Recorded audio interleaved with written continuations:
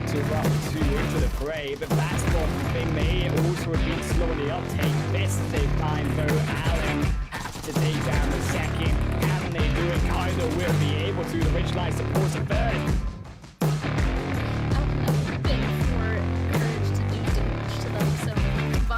Being able to make this rotation, there we go, already working out. Drops down. The one down, just one more to go. Is so weird and interesting to me is the only way I can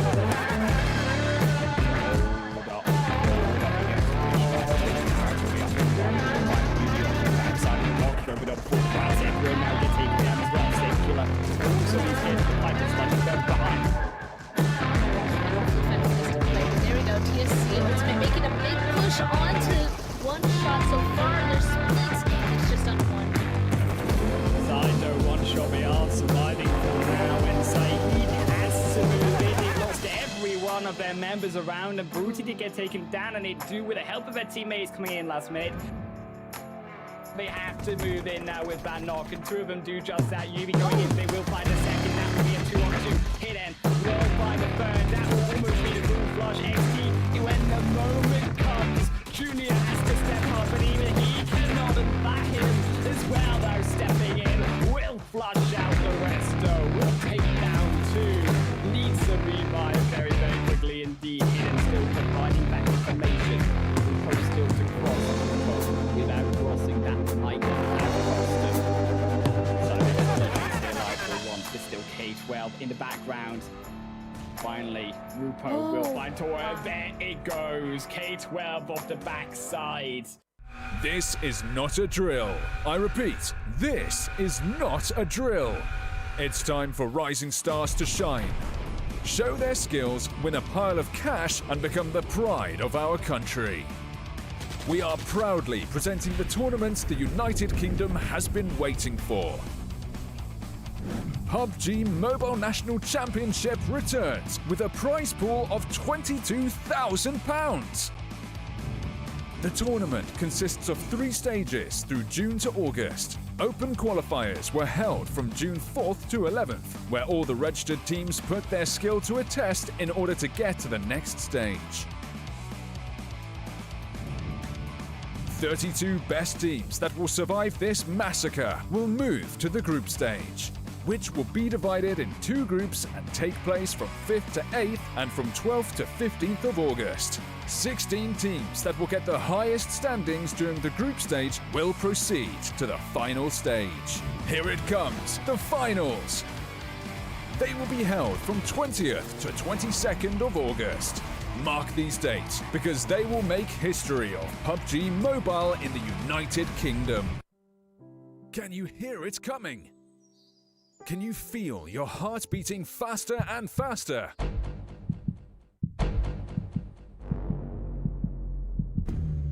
Can you smell a chicken dinner?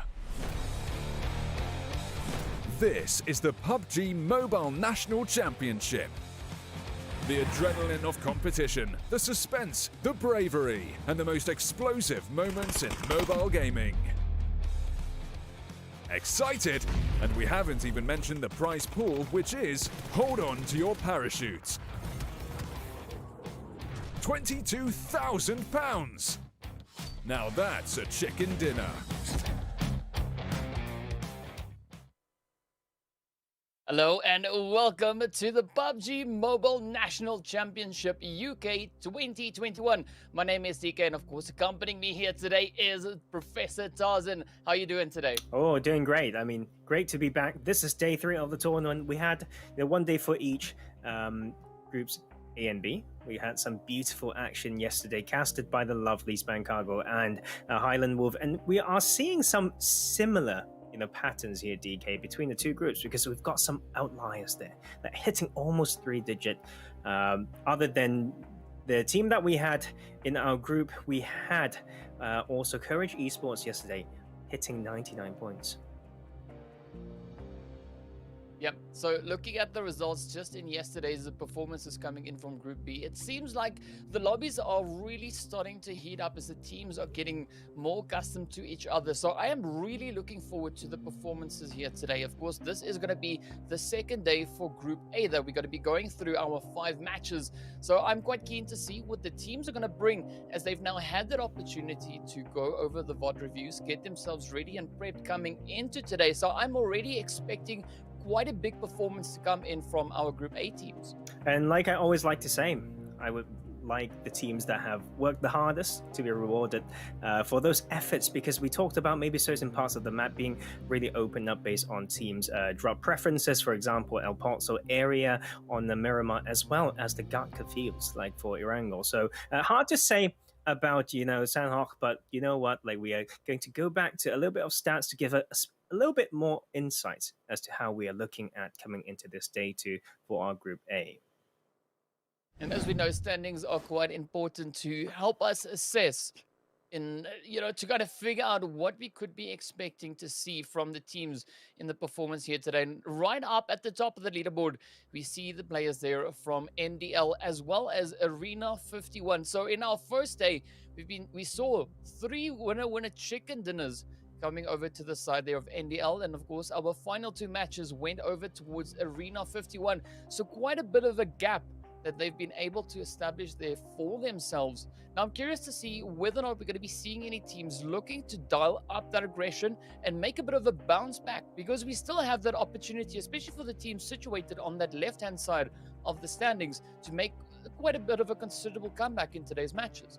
You know what, like there's something that we need to look at as well. Like for example, Arena 51, they've got maybe 80 to 90% of points in those last 2 games. Of course, it's a great way to end day 1, but there were some signs of weaknesses. Maybe as a team that would take a little bit longer to warm up. You know what, like after all, this group situation is by far NDL leading the chart, then maybe closely following from 2nd to 5th, 4 teams to follow. But you know what? Another way to look at the situation right now is to look at the prize pool, because what's there for them to fight for, other than a chance to represent the region to maybe take that top one spot to PMPL Season 2, is 22 grand of prize. Yeah, and I mean, £22,000, that is quite a considerable prize pool to be playing for. As we can see, of course, if the team ends up in that top position, pole position, they'll be awarded a lovely £6,500. Second position bringing in £3,500. Third place, £2,200. The fourth position bringing in £1,800. Fifth place bringing in £1,250. Sixth to eighth place, they of course awarded a lovely £900, and going from 9th to 16th place, they also then get their share of £450. The MVP, of course, also being awarded a very nice prize there of £450. But now, as we move in to the next section, this is where we get to have a look at what our point structure is and how those teams can try and move themselves up the leaderboard. That first spot awarding the team 15 points. Second position bringing in 12 points. Third place bringing in 10 points. Fourth, of course, awarding them 8. Fifth place awarding them 6 points. We move from 6th place, we can see the 4 points coming in. 7th brings them 2. Then placing anywhere between 8th and 12th position awards them that 1 point. And 13th to 16th, of course, has no value to it. But another way to bring in those points is with the kills. And for every kill they bring in, they get awarded 1 point. Now, we've been seeing teams really being capable of pushing themselves up that leaderboard purely based on an absolutely insane amount of kills that they've been able to bring in. I think that's also associated with the aggression that we see in this group so far. Seems like they are not scared to fight, and it's a great sign, because that kill point to heavily reward these teams, like especially for a team like NDL leading the charts for now 50 kill points, is going to be crazy if they can continue with that placement point to kill point ratio. But today, once again, we have those 5 matches with that sandwich right here. We start with Erangel going on to Miramar, then Sanhok in the middle, back to Miramar, then we end with what we started with, and that will be the lovely 5 matches that we will have today, and we'll be officially halfway done with the group stage for Group A after today. So you know what, how we're going to end with is going to really affect the mentals of these teams. And we always talk about this thing, DK, with the mentality. And, it's not easy. Halfway through, you feel like half the work's done. If I'm so far behind, it's going to put a lot of resistance coming in. But you know what? There's one thing that they can rely on. They just need to outperform half of the teams in the groups, and they can proceed to join the other 8 teams in Group B so that they can at least get £450 by qualifying. Yeah, but I can tell you something that I'm quite looking forward to seeing is when these two groups actually meet and they start to clash, because so far we've been seeing a really strong performance coming in from the Group A teams, and now looking at yesterday's performance, we also have a really strong aggression coming in from Group B. I mean, looking at Courage Esports, they finished up on 99 points, which is already 3 points ahead of our highest placing team over in Group A. So I can tell you, moving into those later phases when those 16 teams meet up in the finals, it is going to be so exciting to see how all these dynamics then start to meet up and what the teams then will be bringing to the table. But of course, before we get to that, we need to focus on our games here today. And as we saw on the schedule, our first matchup for the day is going to be taking us straight up into Erangel. Now, I'm excited to see what is going to be happening there. As we know, in our last visit to Erangel, we had the players there from NDL finishing up in a really strong position, up right there in slot spot, pole position. But also alongside that, they brought home a very impressive kill count. They finished pretty strong. They're on 15 kills. So do you think we're going to be seeing a repeat of that as we move into our first match again here today? I think there's a huge chance doing that. I think it's down to some teams not being so aggressive around controlling mid zone. So like for a team like India that likes to drop to North Georgia Port, as we saw in those 2 games on Thursday, they can either continue to dominate on the northern side like they did in that game 2 days ago, or they can just get a pretty easy cross. But you know what, like Gat can feel to be pretty open. If someone wants to go in to that area to control, it can definitely set some roadblock. But I think one key thing though, DK, it will be about whether this team can get their full squad, because out of those 5 games, I believe they played at least 2 as a trio, right? So we talk about how they could have broken that 3-digit point day record, kind of, but I think they have a serious chance if they can pull all those players together and really challenge maybe Courage Esports from Group B. Well, another thing that I'm quite interested to see is if we look at what we had with our flight paths coming in on our 2 respective Erangel matches. On the first one, day 1, we had a slightly more northerly flight path with that zone appearing over in towards the northeastern side, right? And that is when we saw the team from NDL bringing home that chicken dinner. Now, in the second Erangel visit we had that flight path coming in from the northwestern side, heading straight across over in towards the northeastern edge. So a much more centralized rather, flight path that we had with the zone appearing onto the western side. But then we had the side of Arena 51 actually stepping up, claiming that winner chicken dinner. So do you think the flight path and that zone formation has an impact on which team we're going to be bringing home that winner chicken dinner?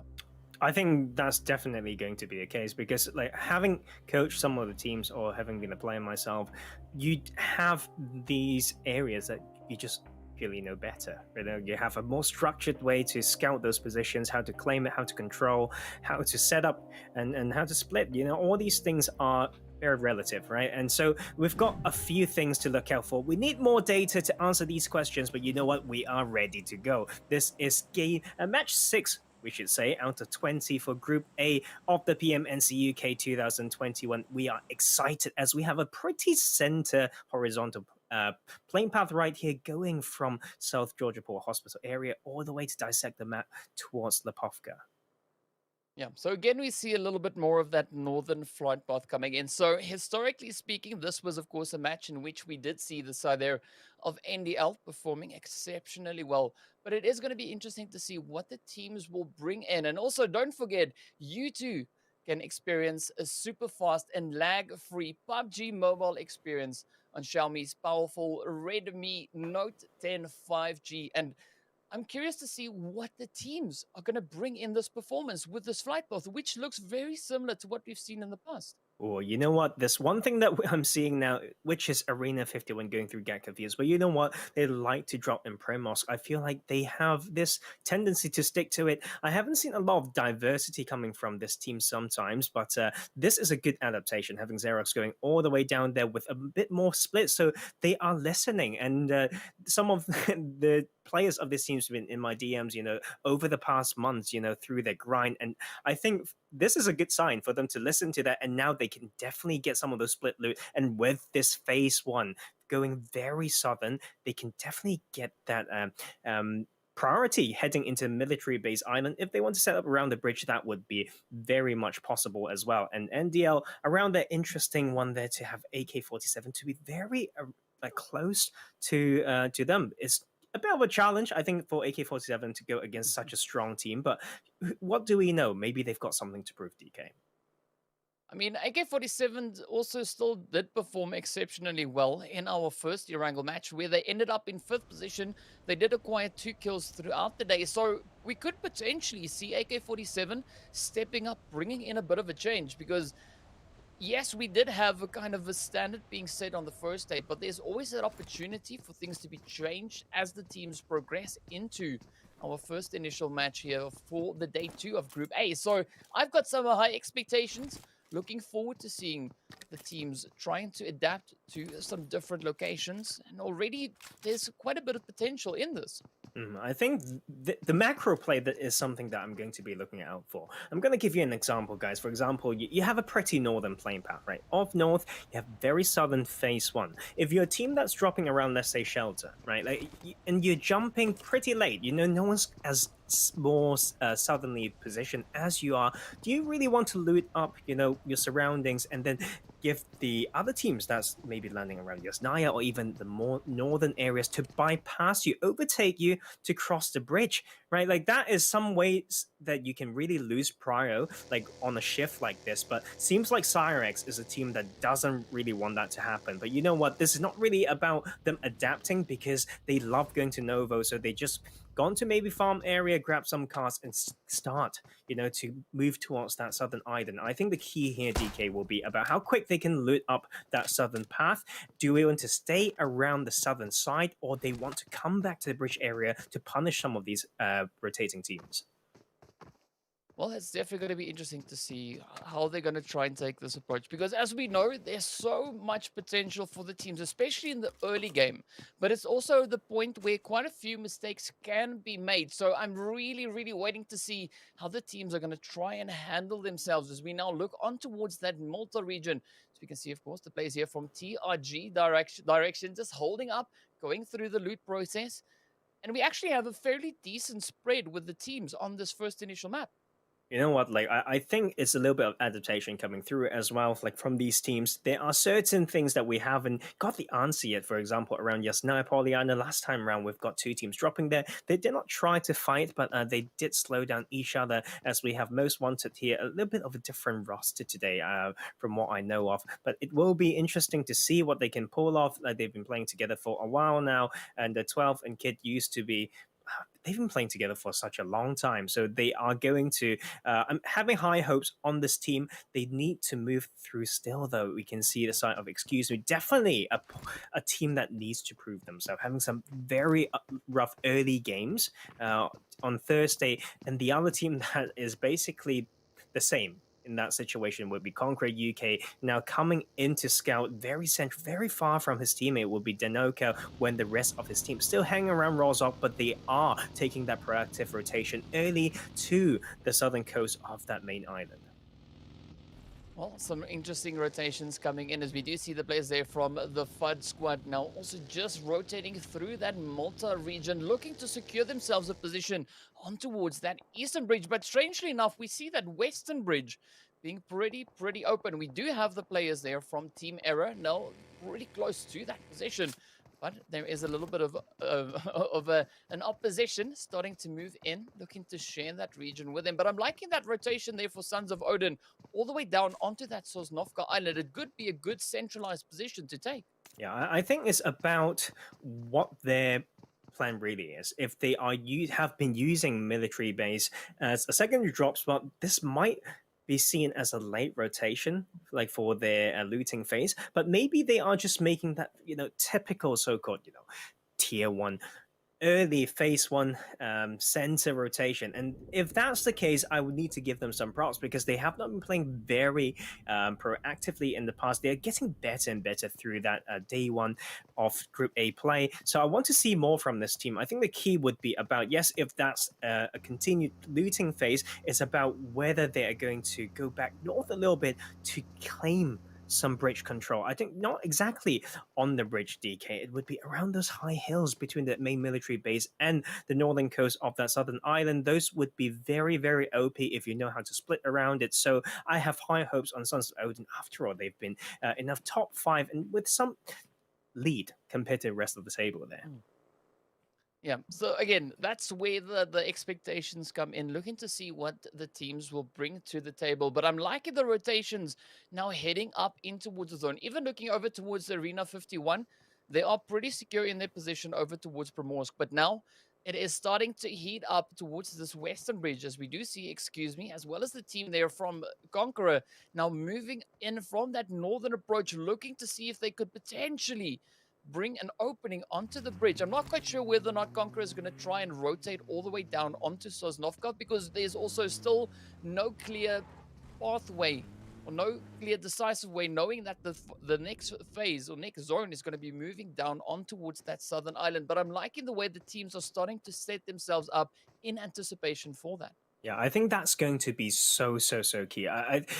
The gods of PUBG is all inclusive playing this game. Like, we had that scenario in Sandhawk as well, and right now a lot of these teams know that this will give them options if they try to stay close to the bridge, so they can be the first team to cross, or if they decide to stay kind of on that side, and would be a very good trap, to get some kills as well. But you know what, Era, we're not surprised at this point. Like, once again, instead of missing game one, they come in as a trio and lost 2 players pretty early on. This is just the typical type of mistake that you see from teams that are not experienced, coming into an area knowing that there should be quite a lot of control and saturation, and not really scouting properly, and dying to enemies on rotation would just be a bit of a low-level mistake.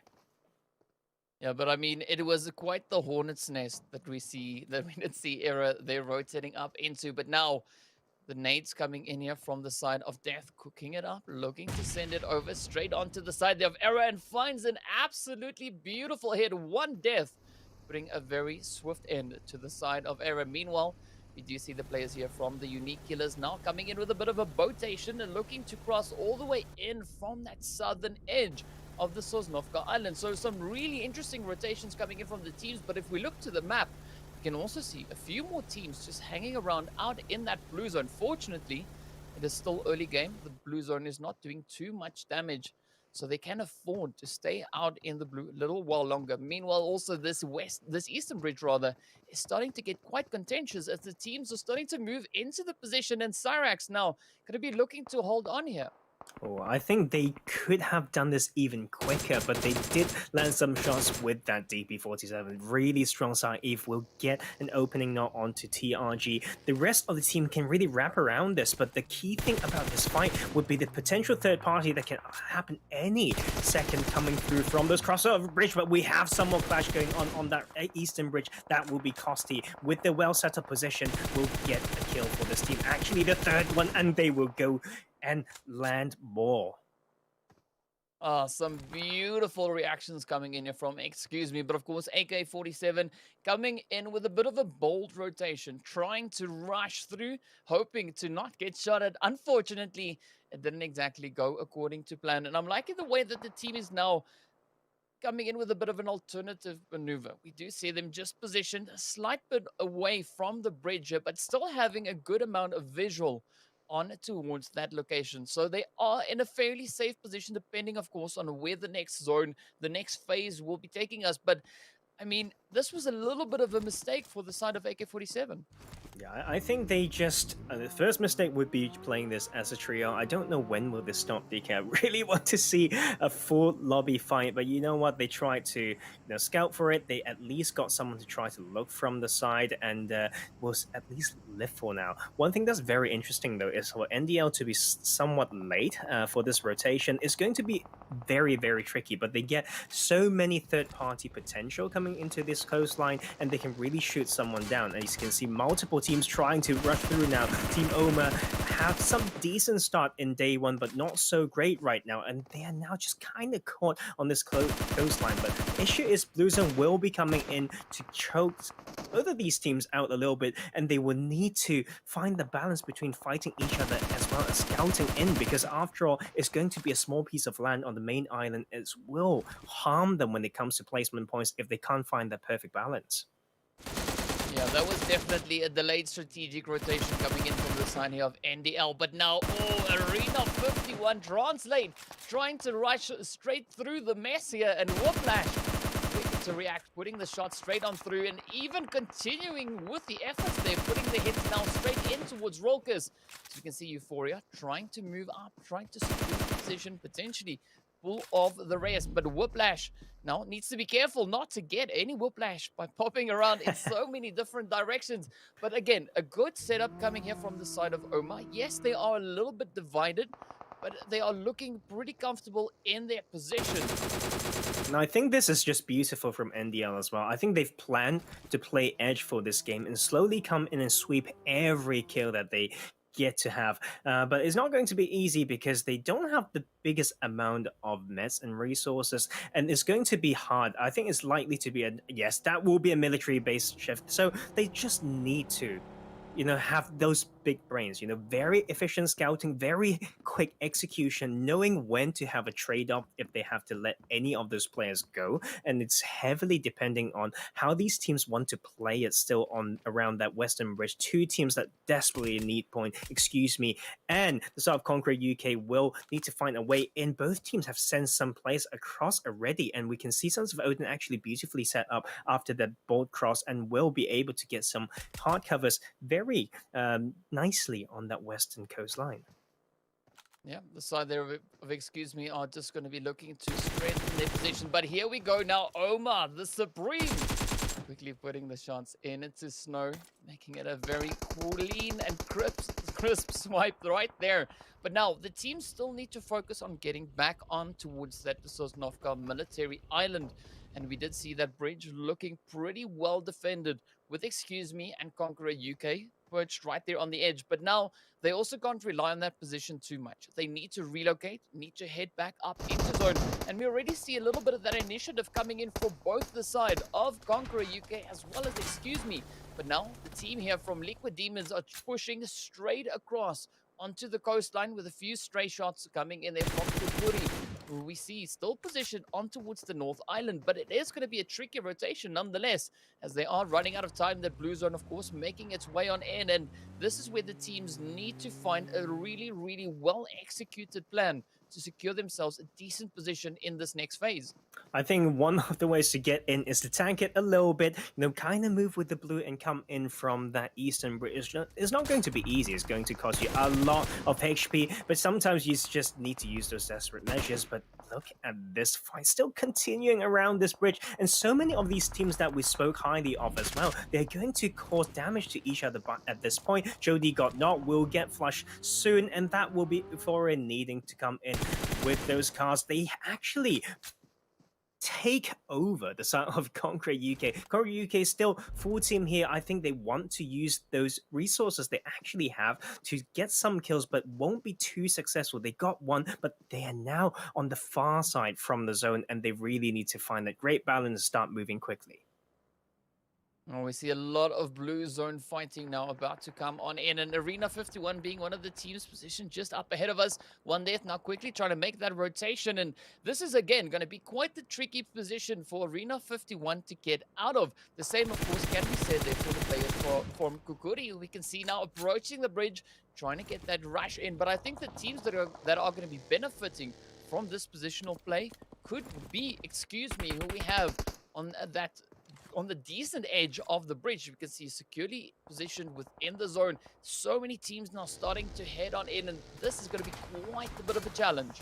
Oh, you know what? It's going to be a rough start as well for the side of NDL. They're down to one player. Of course, they've got those 2 kills, but this is a very, very different type of game compared to the game won on Thursday. And they are needing to be tested once again. And I think that's exactly what we want to see, you know, like from a top team to face this type of challenges and be able to find a way in still. But we can't underestimate the power of the solo. As they outlive a few more teams soon, they will be able to get into placement point range, and this circle has been toying with these players. There's still a great potential to end on some very open ground, and with a little bit of military base still in play, it's going to be very hard to decide which side to go, because if it ever shifts north, it will be very hard to get some cross unless you have sent maybe someone towards the mountainside to open another entry path. But you know what, right here Conqueror UK actually only lost 1 player for amongst all that chaos, and will be able to make to this end of phase 4 as a trio. Oh, some really good positionings, and those grenades now getting set on out. But this is where it gets pretty tough. We got 3 players positioned up in the northern edge of the zone. But looking at the rest of the zone, you can see down on the map there, we have the players from Syrax now positioned on towards that western edge, right there in the mix with them. So there is still a bit of heat, still a bit of contention now, as the teams are in pretty close proximity. But in the northern regions, we do see Conqueror still trying to secure this edge, as the team is now starting to rotate in. Snowboy taking a little bit of damage. Volkus just holding on. And this is where Hero, for AK-47, could potentially bring in 1 or 2 kills for the rest of the team. But it is going to be, yet again, quite a fight, challenge. And it comes down to luck mostly. And I think there's a very important, control that's required of these players, but you know what? It doesn't matter. Rokas goes down anyway. Hero found the time to strike, but I don't know whether this would be great for him. We've got some time until this zone's completely closed, but being a solo, you want every bit of placement point, and then you want to take some of these kills without leaving yourself vulnerable. With that audio kills given away, now that he's very likely to need to move, that will be him done, I assume, very soon by the hands of Conqueror UK. Oh, now as we move over towards Most Wanted, we can see them creeping closer to the side here of the BATSquad. But again, now this is where the teams not only need to focus on the engagements up ahead of them, but they also need to plan for that exit strategy. As you can see, Most Wanted now just sending up an absolute barrage of the grenades, trying to find those opening into the side of the BATSquad. But I mean, Ash, Andy, Sid, holding on for dear life. Hunter in a good position, slight bit of a high ground angle he's got there. But this is where Ads, Zephyr, and 12 could maybe use that element of surprise. As we can see, they don't have certainty on the position just yet, but with rotations coming in, oh, that really draws out the action and enables the teams to put those shots straight on through. I think there were some very interesting things done by both of these teams, at least from the side of Most Wanted. You're trying to see some of these players making a rotation to bait some shots so that the Overwatch can make something happen. 12 almost got that done, and the 7 will be picked up, and they will find themselves in a crazy phase 5 circle. You need to kind of just crash into some sort of hard cover. We have that catwalk still in play. I think that will be extremely interesting. That will be a huge elevation, but if you need to get up, if you want to, you may have to get back down. It's going to be a crazy circle with that main road to dissect. Not a lot of covers to play off. It's going to be about proactiveness right now, a little bit of running and gunning by the looks of it. We have this phase already closing, although 200 meters from some of these players is the furthest distance that we're ever going to feel, and that will be BATSquad actually causing damage to Most Wanted once again. And then with 12 trying to get their way out, but the cover fire is there. Ads will slow down the pressure from BATSquad. And now the pressure is really starting to mount, as we do see the players here from BATSquad now trying to get up into that zone, but still keeping a very watchful eye on Most Wanted, as we can do see Andy now trying to get the spray in, but just adds a little bit of effort there, puts the spray right on through. 7 Ravens also looking to secure themselves a decent position as they come rushing in from this eastern side, but TRG direction, just pointing their barrels in their direction. and almost stopping them dead in their tracks. Now, the Liquid Demons also being one of the teams still to find a decent position up in towards the zone, but we can see this western edge is really starting to heat up as, excuse me, and the Sons of Odin are going cheek to cheek, toe to toe to try and secure position on this western edge. I'm liking what I'm seeing right now. Sons of Odin made a lot of those macro moves. It's now about knowing when to transition that into aggression. They've been trying to find these good positions, but they need to know how to not avoid fight, knowing how to make every movement count, make every rotation maybe a bait even. So that is going to be a little bit of a challenge against, excuse me, now a full squad waiting to prove themselves. Not just that, but have been having a full squad and 4 solid kills so far is not going to be quite easy to take. They may need to think about what the potential next spot will be as well for the new circle, so as to inform how they want to take on this fight. Oh, some crazy long-range fights coming in on the side here of the Liquid Demons. Not looking too great in that, as they now only have one remaining hopeful, unless, of course, they can pull that res off. But Goated now just bringing in the spray, unapologetically so, as they now get ready to push onto the side of, excuse me. No apologies going to be coming in from this assault, but let's see whether or not they'll be able to hold on, as they've been already able to cause quite a bit of carnage onto the side here of, excuse me, and now Rami is the last remaining hopeful, quickly trying to get that raise up into Albin, but up comes the Sons of Odin, put the spray in, and down goes, excuse me, but now Sons of Odin still need to push back into zone. Oh, you know what? A quick wrap out of that fight would be, excuse me, not respecting maybe the sightlines of Sons of Odin. They need to make certain movements a little bit quicker. But you know what? Like, capitalizing off that mistake, Sons of Odin got 3-0, but the last push was a little bit slower. So I'm just being a little bit harsh here. If the comms came through 1-0, 2-0, last guy, you should just go. But they got the job done anyway, and they will now come into the circle with this so much congestion on the southwestern side. As you can see, everyone's just waiting.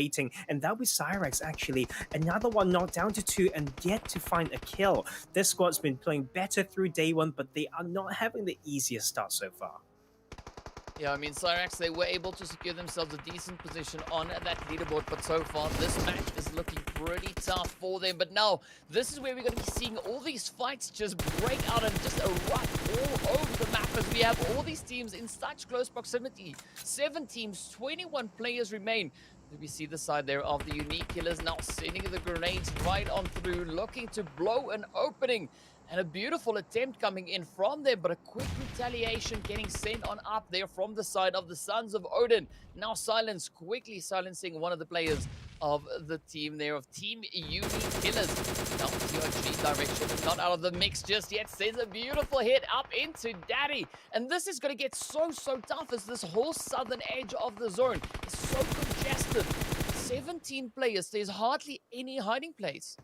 You know what, like, Sons of Odin's been pretty bold with their rotations. I do like how they've been using some of these vehicles and the broken walls as a little bit cover, but you know, what we can see is not what they can see. They're just holding in that middle zone and not worrying about anything coming from that northern side. You know what, like, that is a bit of a risk to take. That may be a bit of a safe bet, but you know what, they have the numbers advantage. They will use that as that just opening as they grab themselves another kill. We're down to 5 teams, so some of these teams have been playing stealthy, and they will get a great boost of points by the placement. Sons of Odin just looking golden so far in this match. Already 6 kills to their name, and quite a few more for them to potentially pick up as they continue to fight things out, looking to secure position. And they're, of course, now right on the edge of that zone, as we do see the next zone shifting up a little bit further in towards that more northerly angle. But TRG, they've got quite a bit of ground to cover to try and get into that zone. They still have that opposition coming in from the side of Syrax right behind them. But never mind that, TRG, they're not going to wait on any opportunities. They're going to jump at the first bit of movement they can spot. And we can see Goated up ahead, trying to get into that zone, setting up that anchor point for the rest of the team now. Come in, but some beautiful coverage as Sons of Odin are looking to dominate the zone. Goated, however, gets taken down, and it's up to the 2 remaining players here from Sons of Odin to hold on.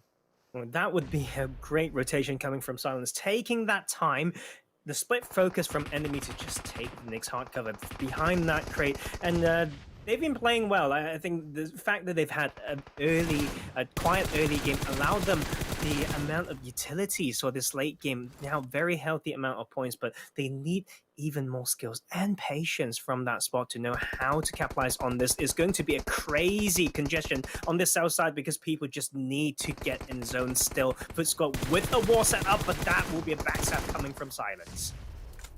Oh, Sons of Odin just so beautifully positioned within the zone, capitalizing on the carnage up ahead. But now Syrax and Limbo trying to rush on in. TRG going at it, and down goes Conqueror UK.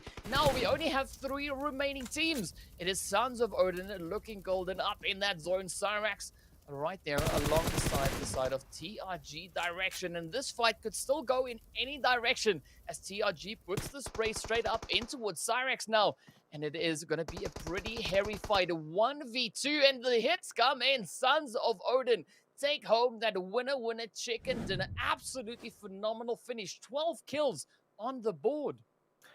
I love how they played. I think they are looking so much better as well. There's so many bold things that if you don't come in with some confidence that you wouldn't do as a team, like some early rotations to a southern island, loop all around it, and ended up on that western side to start to control and make sure that they get some kills from those who are trying to swim across, and then they just move bit by bit, knowing what the next cover is. So it's a great variety of play coming from this team. Yeah, there was some trading going off. There was always some luck involved, but that was a beautiful execution. They look like they have nothing to be scared of. So this crazy game after all, DK, with especially the zone. Those early zones just toying with these players, really testing them to the basics, the style of play, and how they can make every movement mean something.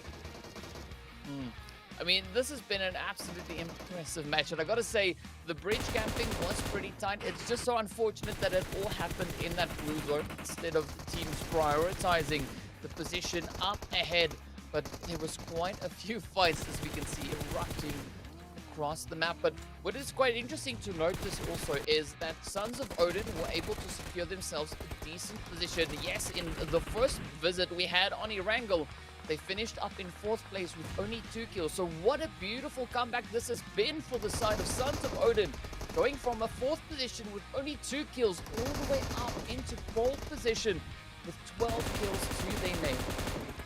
There's a lot of good synergy as well. I think they have not been stuck by certain things. For example, like certain rotations just came through right as certain teammates got knocked. So they know how to trade. They know it's some teammates to let go, and they will just use that opening to make the Knicks spot. And that's how they use the Knicks 2 hardcovers, one created by themselves with that card, the other one that level 3 gear from the drop as well. And that proactiveness is what we want to see from the UK scene. That aggressiveness that doesn't look like any sort of disrespect or anything too bold is exactly the sweet amount. That is lovely to see, and that is Sons of Odin dominating this game 1 of day 2. TRG will be coming close, which is another team that's yet to show themselves. Same for Conqueror UK. That's a lot of solo play coming through, but it didn't come through easy. They started with a lot of those bridge fights, right? So they made some trades and it worked out for them. 14 points in that pocket, much needed boost. And Syrax, yes, not easy, not as flashy, but still making a lot of gains. Yeah, I mean, this was an exceptionally challenging zone that the teams were presented with, and just looking at the sheer amount of damage that has been brought in, you can see there, we do see Insect coming in from TRG direction, putting up quite a bit of performance though, quite a bit of aggression. 6 kills being brought in just this last match, but also then the whole of Sons of Odin, or 3 of the players rather from Sons of Odin, bringing in those performances, securing a decent position, and we can see 5 kills each for Silence as well as Goated. But then Conqueror UK, as you've pointed out, still also, trying to remind us that they are still here and they are not going to be backing out, as we do see again 2 of their players also showing up onto that top list of the most damage as well as the most kills being brought in. So this is still a very impressive finish. Yeah, I think it's a great distribution that we see across, the board. A lot of fights coming through, and a lot of efficient plays as well. DK, you see the amount of kills that's landed by some of these players are done by just about the right amount of damage. It's not like a crazy amount of damage you can't finish those kills. I think it's down to kind of how that end game looked like with the amounts of covers that was available. So many people will just struggle, to find the best cover. Once you get spotted, is a straight knock plus a flush, and that was kind of the case. And look at Sons of Odin with the very, very efficient play, 1,500 damage, but already gotten themselves 12 kills. And same for TRG, actually. Pretty great control, trying to split, and the patience was something that really showing through. They were the team that made it through all that congestion from the military base side. So they were the winners from that south side, whilst Sons of Odin was the kings of that north. And you know what? Much appreciated. Based on those like skills, based on it's exactly what we want to see from this region. Yeah, but I gotta say though, Sons of Odin having a really good damage to kill conversion. As you can see, only about 3 kills, three kills worth of damage not being converted into actual kill points there. So still some really impressive plays that we did see. But strangely enough, or not surprisingly, actually, we do see a complete and utter mix-up. Just the whole expectation being thrown on its head in comparison to what we had in our first day. So to me, that is absolutely amazing to see that the teams are still kind of keeping everyone guessing as to who's going to be the one to end up in that winner chicken dinner position. I think it's just great to see in the likes of Excuse Me and Conqueror UK waking up, like just matching the expectations that we want. But for those teams that we talked about, maybe the top 5 from day one of this group, to come in to play still pretty confidently. There's not a lot of avoidance. Yes, maybe the circle dictates a lot of that, but they've been trying to play, very confident. They're trying to make something work by everything. Every rotation there was a cover fire somewhere in play. So that is what I love to see, making this group a lot more exciting. But we're still waiting for some of these teams to wake up. For example, like Era, Khukuri, Seven Ravens. These are the teams that we want to see more of. But you know what? Sometimes some of these so-called top teams have a lot of experience behind their back, but you never know where the surprise come in from some of these new blood, new players, new names. And you know what? That just adds so much to the scene of PUBG Mobile.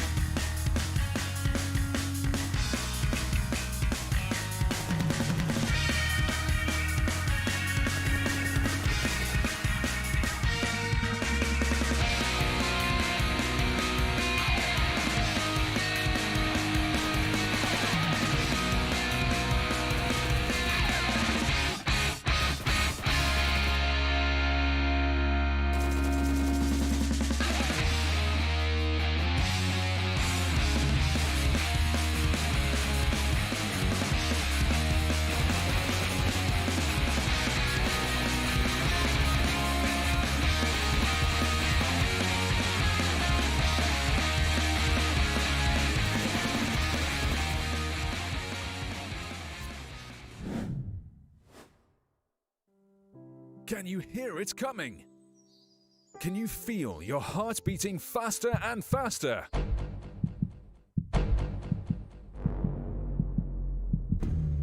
Can you smell a chicken dinner? This is the PUBG Mobile National Championship. The adrenaline of competition, the suspense, the bravery, and the most explosive moments in mobile gaming. Excited? And we haven't even mentioned the prize pool, which is hold on to your parachutes. £22,000! Now that's a chicken dinner.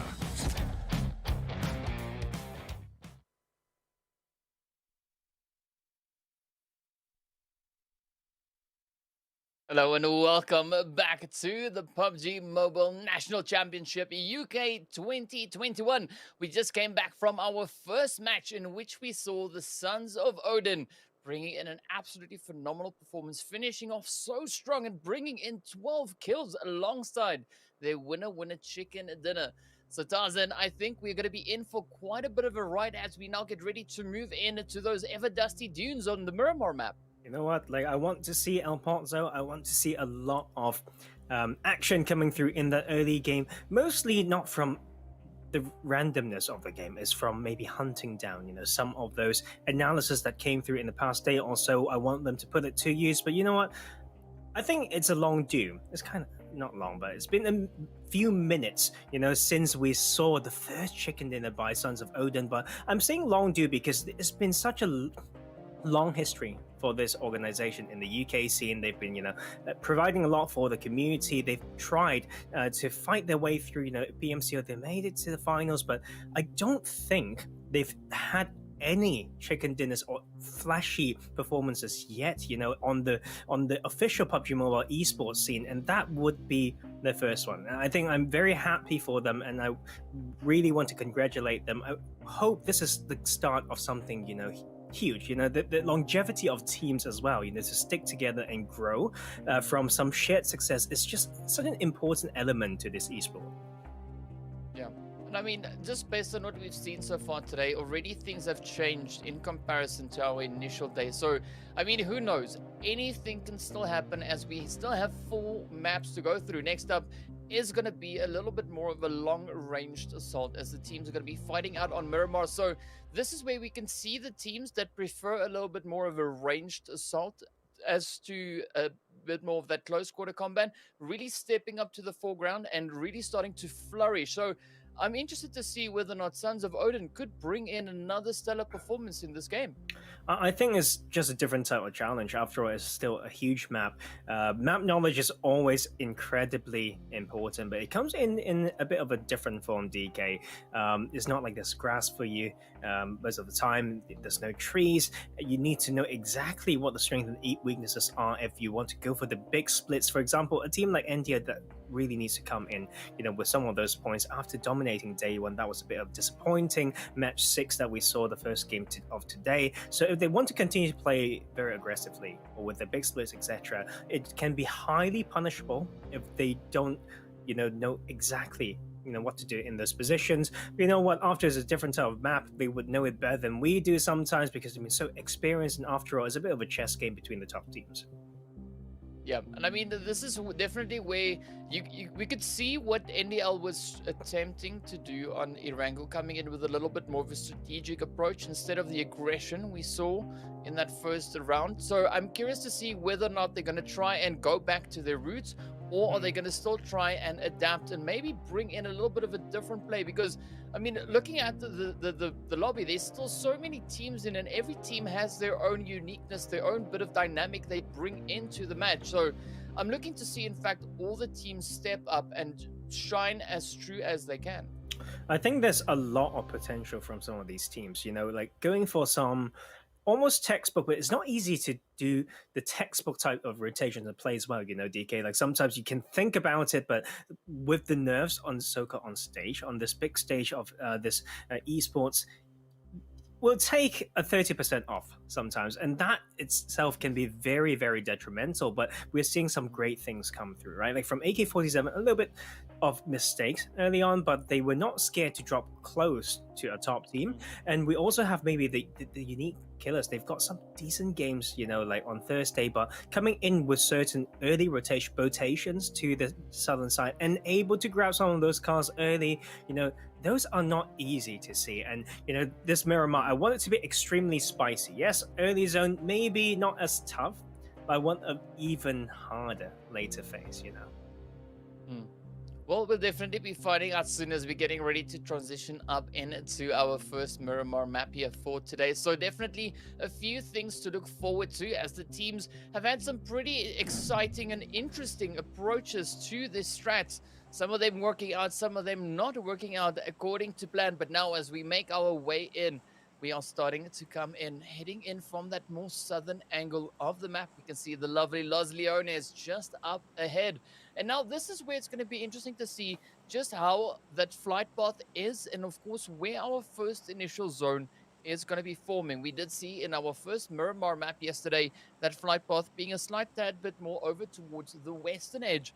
And for today, we have a slightly more eastern flight path, so already a bit of a change upcoming into the mixture. So I'm curious to see how the teams are going to try and adapt to that, as the teams dropping on towards this eastern front will have it much easier as to teams who like to drop, for instance, up and towards Monte Nuevo, La Drillera, even El Pozo, or even up all the way towards La Cobreria. Oh, there's an F in the chat for El Pozo because I really want to see people fighting over it after our comments. But you know what? This is just another way to have a spicy game, because we mentioned how even for a Western playing path last time round, these teams like going to the Eastern side. And now that with an Eastern playing path, that will certainly, you know, be the case. And no surprise there, some of these teams, you know, heading towards their favorite drop spots. I don't think there will be a lot of things. If we draw the line around power grid vertically, I don't think there's a lot of teams who would touch that part of the map at all. But we have a little bit of interesting vehicle action here. First, we'll have 7 Ravens, you know, like haven't used the gun that much so far in this tournament. We'll try to have a bit of run over. You know, these things are bound to happen for some of these teams. And with those early guns to be blessed by the gods of PUBG, that will be the first knock coming through. Seems like we only have 15 teams in this lobby. One of these teams didn't make it in. We need to find out who's it going to be. But you know what, DK, with this circle as well, pretty much in the center, I'm expecting a very congested eastern half of the circle with that western side pretty empty. Yeah, I gotta say the zone is looking pretty decent, but what a good start it is there for the side of the 7 Ravens. Russia just rushing straight out of the compound, putting the hits straight across into the side of the team of OMA. And we can see on the right-hand side there that AK-47 is not in this match at the current moment, but the tensions are still building between OMA and the players here from 7 Ravens. So a really good showing of aggression in the early game, but now they need to get back to looting. They need to find a decent position to move up into to secure themselves for those later few phases. Meanwhile, OMA will have to try and rethink their strategy, their approach for this game. It's not going to be easy. I think like when you've lost those vehicles, this area of the map just take you so much time to run to the next. So it's about who's going to find that first vehicle, try to pick up as many people as possible to try to get something. Like after all, there should still be some guaranteed open loot on that eastern face. You can go as far, not just El Pozo. If you want to go to Ruins, do it. You know, like just loop it all around, and I think there will still be a good chance that you can get some uncontested loot just judged by that playing path and the previous history of teams like being heavily Eastern favored. So we want to see how this is going to play out. I think it's going to be quite interesting to see how Excuse Me and Conqueror you could play this, because they are yet to be contested once again around San Martin and Hacienda del Patron. Respectively, and that will be the center position, setting up a lot of choke spots if they do want to continue staying there. Yep, definitely going to be an interesting position to see. But as we look now across the map, we can see we do have a little bit of contention in between the side there of Khukuri and Syrax, positioned all the way over in towards Impala on that eastern edge. But a good concentration of teams in a little bit more of a centralized rotation position in that zone. But looking out to the outskirts of the zone, we can see all the way down in towards the southwest, as well as up in towards the northeast. we do have TRG direction as well as NDL sitting on opposite sides of the map. So I'm going to be waiting to see how they're going to attempt those rotations, looking to secure themselves a decent position when they decide to move in. And there's, of course, quite a bit of open ground, especially on that western edge. So it could be quite an easy rotation for NDL to take. I think TRG, on the other hand, might be having a little bit more of a challenging rotation to find a decent spot. Yeah, I think the tricky thing here is for the Eastern landing teams to think where they're going to go, because they don't really have a lot of info going to that side. If they've been staying on the Eastern side, it's very easy to say that they're over-rotating if they are really going towards the Eastern side, because we do know, for example, the main road that separates Graveyard and the Power Grid side, that Picardo Plateau, it's extremely hard to cross, right? If you don't have info, it's very easy for some other teams to be on the other side of that road to set up some roadblocks. So we may have a very empty Picardo for a very long time. It may be completely untouched in this game. Who knows where the circle is going to go, DK? We had the Miramar match on Thursday, ending around that junction around Hacienda del Patron. We've got quite a few different things. The other one to be pretty much on that Minas del Val area, and that's very different type of circle, testing completely different skills. So we have some great varieties coming through all the maps so far. Yeah, we've definitely seen that Cruz del Val finish, as well as that Minas Chumacera kind of region finish as well. Now, this match, completely different. The zoners head off into a completely different direction, staying up on towards that eastern side. So curious to see where those rotations are going to come through into. Meanwhile, we see the players here from NDL now making their way through that Val del Mar region, looking to grab the loot before heading in. And there's quite a few interesting questions that will get answered as the teams find their way through. Error now just up ahead of Arena 51, as we do see Syrax now looking to get a little bit aggressive, hard on the heels of the team here from Error, as we do see Noob and Go now positioned up on the hill, scouting out below, but not being too aware of their region, of their area, and actually allowing those hits to come in from Arena 51.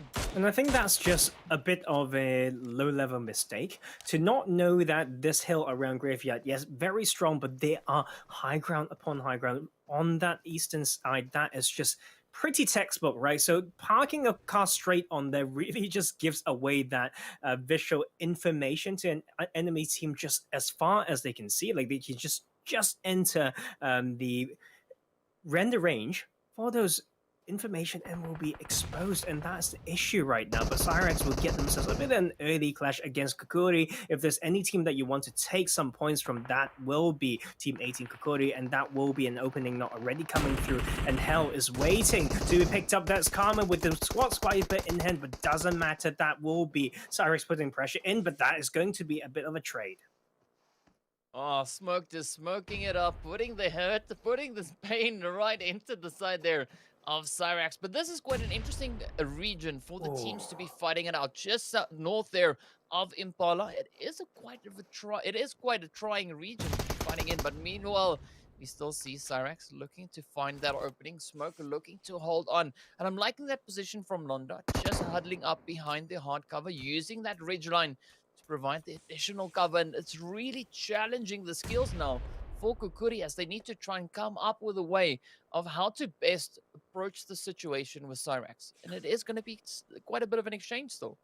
I think that's why Khukuri's been struggling a little bit in our lobby so far, because they would get involved in a bit of fight in a skirmish, and they would try to play very passively. They would just play reactive, but they had so much chance for the given landscape to maybe bait something and make some rotation, but that has not come through, and they've lost another one. But we have a little bit of clash right here as well in the junctions of Hacienda del Patron. That is Denoka getting crashed by Liquid Demons. This is time to call for support. With their split, there is someone across, and that will be down to the individual ability of Denoka to relieve this pressure.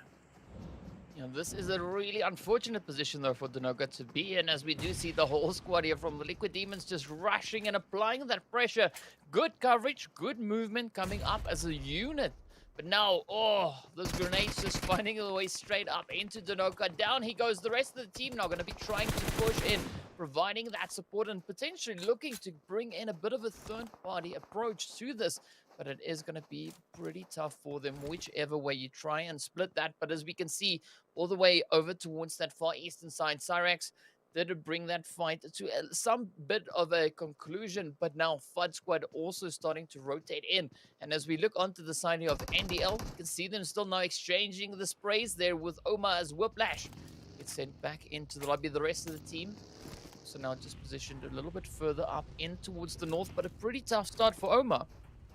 Well, you know what? Like, that is also a bit of a neutral fight, I should say. It's very hard to predict that each other's here. So it's down to those, important small habits, guys, looking around when you need to, just be aware wherever you go, assuming there's enemies everywhere. But you know what? There's a little bit of a treat, for some of these players as well. On the bottom left of the screen, we did have a bit of a code. So if you did miss that, go back and look for it, and we will have a bit of a tutorial as well, because I know some of us don't really know how to redeem it. So I'm just going to pass on to you, DK, and so they can still maybe get a chance to claim some goodies.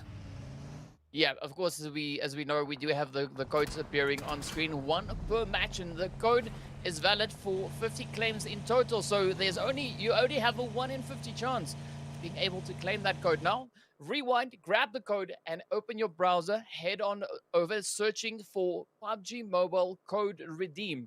It'll take you right to the spot you need to be able to claim the code and get that for yourself in a game. So it is going to be quite exciting having a little bit of, let's call it, memorabilia here, in remembrance of the National Championship UK. But meanwhile, we do see the teams now still looking to fight it out, as we do have the 7 Ravens positioned to the north there of NDL. NDL still sitting with their players in the mix here, still having all 4 alive. The 7 Ravens also sitting on a full squad, but sitting on 2 completely opposite ends of that leaderboard. We can see 7 Ravens all the way down into 13th position, currently sitting with a grand total of 18 points, managing to find 1 kill so far in the game. So there is still that chance for them to improve on that, find a good position, and rake in some additional points.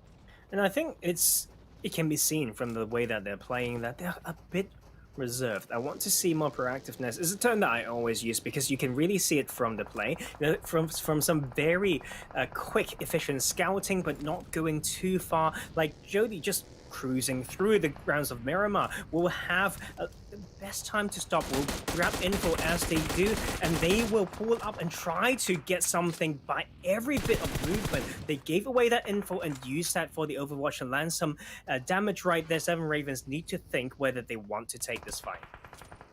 I mean, this has been a really ambitious rotation coming in from the side here of NDL. They didn't waste any time, any opportunities. They just come flying into the engagement. Of course, also bring a little bit of shock and awe onto the side here of 7 Ravens. As we can see, Rolkus now coming in with a bit of a rush, finds a beautiful spray into kills, getting the thirst in as well. Now, will we see that continuation come in as the rest of the side of NDL now looking to just reinforce this approach, this rush onto the southwestern edge of the zone?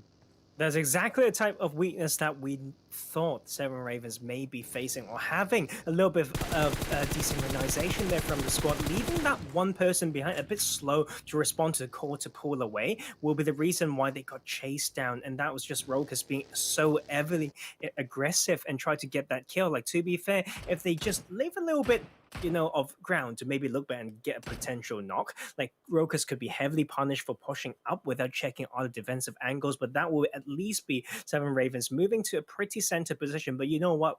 That looks like nice on the minimap, but I absolutely hate it, DK. I don't like that compound at all. If they ever need to leave that compound from that bowl to the east of Picardo, they will have every team set up around to spray them down. There's at least 3 sets of power positions with dips to completely cover your vehicles around this bowl, and that's on the eastern side, the western, and the northern. And 7 Ravens put themselves right in the middle. So that is a little bit of, an experience coming through as well. Maybe they know how to play that well. I hope the circle goes there and they show us why it's worth it. But you know what? I'm not going to place my money on it. After all, it's still 3-3. Yeah, we do see quite a few teams now coming in with those rotations, looking to just head a little bit further in, trying to find a decent anchor point to set themselves up. But the fights, of course, now still erupting over on towards this eastern side, as we do see the side of Arena 51 actually now ascending upon the team there from the BATSquad, but also Syrax holding on to this northern position up in towards Graveyard. Meanwhile, over in towards Minas, things are still looking pretty hairy as the side of BATSquad now to play the ridge line in they favor the fighting the beautiful space straight up into the front. We knocked off the 51 position just on the lower and go. They could try and sneak in extra preparation now to the BATSquad. I think that's the thing that is really aligning with my preparation arena in the 51 one. Sometimes they have some good positions, but it's more like it's just given to them when positions like this to know that they need to cross from Minas just rather into this is hard right here. It's just so hard, but it's so punishing if you just wait patiently, right? You can really get a lot of kills. So that's a really just go all out to leave Minas into that dip without being careful of what could be set up on the other side of that side. And that's how they lost one player. They need to fight right now the way I think Xenotactic will have an opening for a wide rotation, but the fight doesn't stop. Now in Graveyard, they will meet each other from area want to run away from this maybe because they don't have the numbers advantage. Like just it has been the case since the start of this tournament. Really, that's really sad to say, but now they need to find a balance because so would go down to the side. Yeah, no, that really does way in favor of the society of TeamOMA direction. As we can see, they now already getting a little bit of an improvement on the position and not finding the kill as we just said. CT that's self Nate coming through on the side there of area. Oh, that was a bit of a beautiful knockup coming in from TeamOMA, but it's essentially the kill. This is self kill coming in there onto the side of area. Now it is up to start to hold on for the rest of the team, and looking to potentially secure themselves. These position, but it is going to be so challenging with the full squad of TeamOMA direction just speaking up. And we can get the full CT quite a few engagements still running across the map as we do have those fights breaking out. TeamOMA really looking to roll on into Zordon. A good rotation, good distance engagement from here, prioritizing that position over the kill hosts, which of course benefit them in those later few phases. This meanwhile Zordon just waiting to see how far away these teams are going to try and rotate before looking into the distance engagement from this position himself. But at least that's self-defense, not an area to stay silent for now. Waiting for the time to move away without providing any audio cues. But this is so spicy. It will heavily reward those with some more map knowledge. Every rock counts. Every dip counts. Every shot counts. And especially in these long range, the type of comms that you need to have to pinpoint an enemy position to maybe get a bit of a team shooting to get quick. Not plus is incredibly important. And if we end up in this is open from fields continuously, you can't waste any ammo because for any kill that you get, you may not get a chance to loot it. Yeah, 100% sure on that one, but maybe no. We have the players here from India. On the supply by the team. We will be able to hold on. No, and India. Just comes rushing in, clearing it out. All think they go to get themselves ready for the next match. Meanwhile, India. Trying to take up this position on the southern edge of Zordon. They are not in the safe region just yet. So they're going to be looking to secure your position just a little bit further up ahead. Meanwhile, TeamOMA, we're going to try and retain control of this northern region, but we do have other players there from Syrax. You can just squeeze in as well. Also just hanging about, but I'm liking this. So where it is coming in from TeamOMA. They take engagement a little bit further down into towards the Zordon, but a good positional play from them. Yeah, I think the issue is right now for TeamOMA, knowing that they are off to the northern side. Every issue is away from them. They need to start thinking how to get up. They open some shots. How are they going to cross this huge open ground would be my exact question. And we can see good teams actually playing off some of those very important dips in there. And then hopefully they will get rewarded for it. And sometimes Ravens, like I mentioned earlier, getting a sensitive position, but very open if ever needs They're to be parking in the vehicles so well, so that they don't get sprayed down. Leaving that compound, I feel you like it's just a matter of time. And the DL will just fun. Every member of 7 Ravens alongside Liquid Team members, we have that partnership coming through with some sort of ODIN in the picture perfect compound. But if they ever get crashed, because it's going to be so strong for very quick claims, they need to be very well set up to stop any content. Yeah, they're definitely going to have to give it their best once those potential threats start coming in. But we see quite a few teams now actually getting ready to rush towards the zone. This is just like the tricky position for the zone rather than some really into because you space here from liquid defense. We do have there's 7 Ravens also trying their utmost to squeeze it in all the way from the west.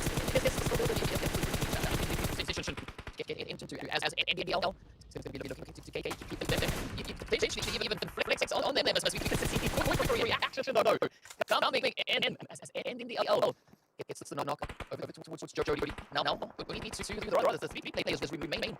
I don't think they're going to be able to get all the way down to Jody. It is going to be quite like the player in race of course and sure that NDL is now only on a 3-man team really good quick reactions and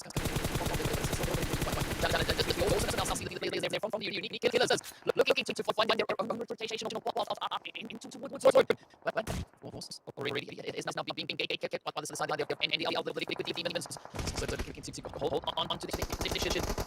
Syrax actually looking to push and they want to get a little slide lights so that why meanwhile Sky get it not right down. Fortunately the demons are really decent position they are able to get those red races up once position. You know what? This sounds something that I love. I know it sounds like I'm a terrible person, but you know what? I am because this is so good. When makes people will realize, I've got another weak side. From behind. This is the test to these players. You can't get over the rest. We can't not get some kind of there's multiple teams coming into control. That's going to be Syrax. Trying to hold on for daily life. Say yes. Now looking to put the spray right in. Does have that reinforcement coming in from the divine. But Syrax, high and Sasaya if no. So line the pressure. You can see high cooking up the grenade. This could be the one to see the fate on fortunately. Not finding the point. Liquid demons quick victory. Hearing the noises. That grenade can cook up same on 3 now high. Still try by his find that taking a little bit of damage manages to pull off of a beautiful spray onto the side there. Man. Syrax fighting the dust right and there. No, I do appreciate that aggressive play later.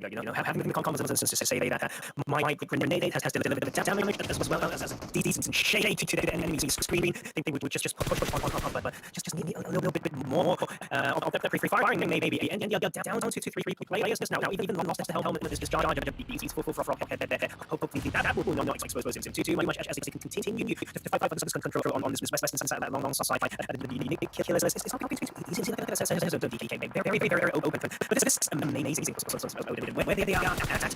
We get men and stuff and this is down to them to really park the vehicles thinking about where's the next spot create the potential to cover for the late so it's sweeping painting or that's southeast this is so trying for these teams and the I'll try to secure this west and edge we see the players there from TTR.GG trying to secure the northern edge so many fights the base would be beautiful spray right there from Rex now once again up into towards in the L's was we do see taking down but the hit hits the spray break come in 7 Ravens go down 5 squad but also so now getting eliminated only 6 remain just find down now looking to this is also beautiful for the spray coming in from him in set shot up into the side of the liquid defense the grenade getting down goes the devil man this is going to be tough position TeamOMA not trying to give them all meanwhile most wanted coming up into the mix here engagement down goes evil down goes the side of TTR reaction sounds of ODIN and pretty but most one now continuing with their own efforts onto the side of the liquid demons but one is now left on we have 3 players remaining for most but the spread race is coming in down they go two players. This zone is absolutely on fire. It's going to be so hard for most wanted to I know they had that did it, but they ran out of it because that's not quite sufficient, and as they need to create slow losses to really control that. But that is going to be a saving grace for the other side to fighting against each other. Judge was trying to pull up against the side of the TheUnikKillers and continuously as they run out of rigid just to use these very soon as well. But they do have the vehicles so important in the utility in this end game to create that to shoot as hard cover in this middle of the zone. It's just so crazy for these teams. And then we have this circle shifting to the northern side. That means and then we need to fight against this. As they move to the circle as well. And that's most wanted to bless by the zone really, but it's not going to be quite easy as well because it's quite open in front of them. Even for the northern edge, and that will be the TheUnikKillers try to take this sensitive bit, and that is sweet. Oh, this is where we need to see that initiative from the teams coming in and looking to secure the decent position. Liking the approach coming in from Sons of ODIN, pretty aggressive forward into the fighting against the straight right now. Onto the side there of most one that is almost getting situational play here from some Sons of ODIN as they hit all the directions, just having most of their angles covered. So this is going to put the side of most of the back foot as is another last remaining looking to the push in. But go to says oh hell no down you shall go and the remaining players for Sons of ODIN now looking pretty strong with the end of the zone still going up against this TheUnikKillers was low survivor they're Vulcan and of course this is three players still remaining for the side of NDDL. So this is a 3v1 fight and the quick still go either the which way but gotta say NDDL and Sons of ODIN looking for phenomenally strong in this position. And I want to see Sons of ODIN win this. I know it's crazy easy to say that and then just extremely experienced, but you know what Sons of ODIN can win this second game as well. It's going to be so strong for the now down to that flat three really is going to be so spicy. Man, this is quite the turn of events. Now we look to see with the players from Sons of ODIN will be able to bring in their third when a shake it is going to be quite a bit of a challenge in India, of course, still trying to move in and trying to get that position looking to pick up when once they get in will they be able to get the job up done? Will they be able to claim it all the way through? It's going to be an absolute challenge, but here we go. Focus and the team from NDL position on towards that western side. We do see Sons of ODIN position over towards the east, and it is the next.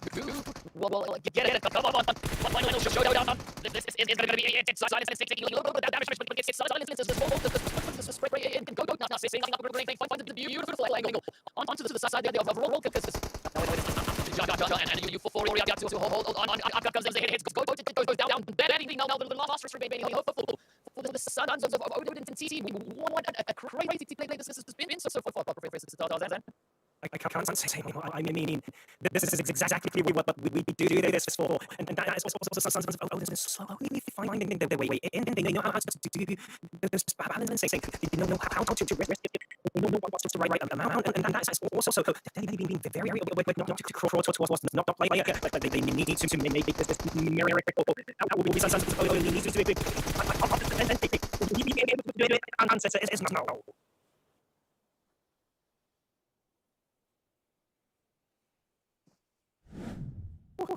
You know what guys is.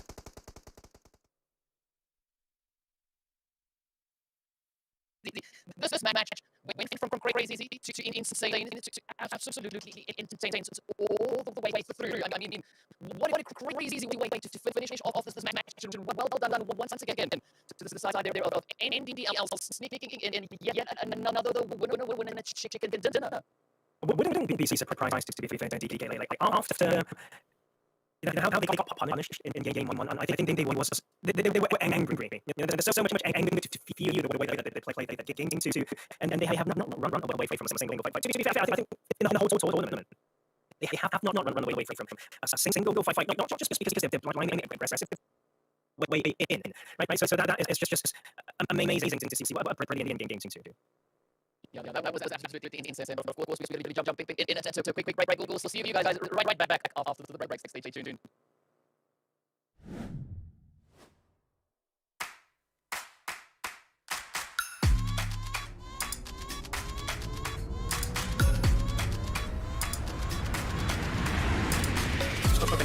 Attack us, wait.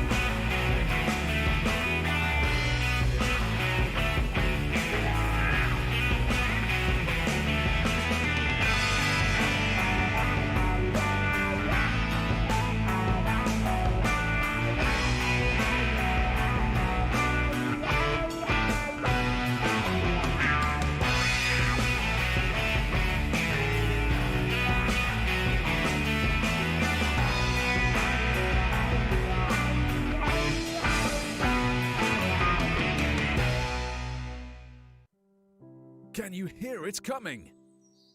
Can you feel your heart beating faster and faster?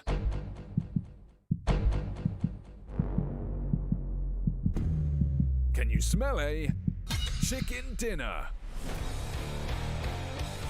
This is the PUBG Mobile National Championship. The adrenaline of competition, the suspense, the bravery, and the most explosive moments in mobile gaming. Excited? And we haven't even mentioned the prize pool, which is, hold on to your parachutes. £22,000! Now that's a chicken dinner.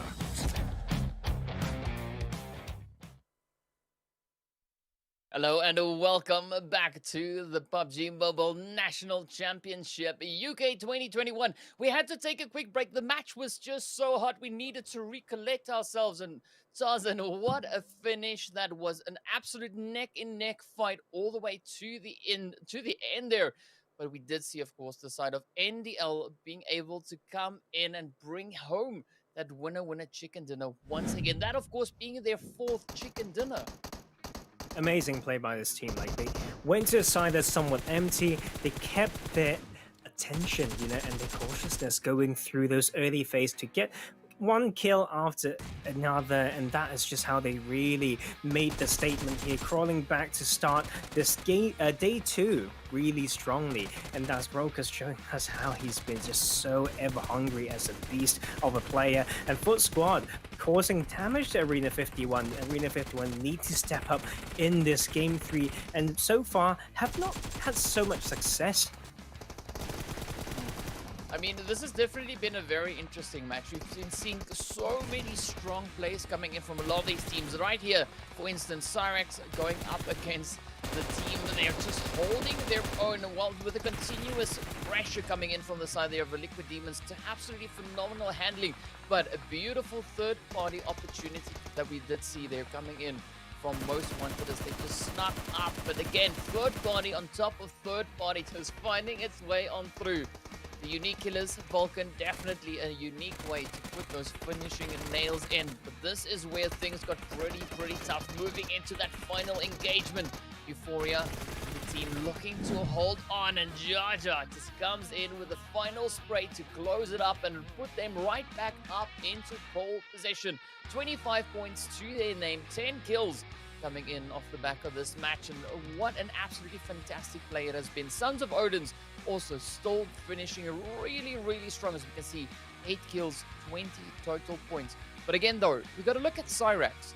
Syrax was showing up really strong in our first day. Now, as they return, they come in with yet another amazing performance on Miramar.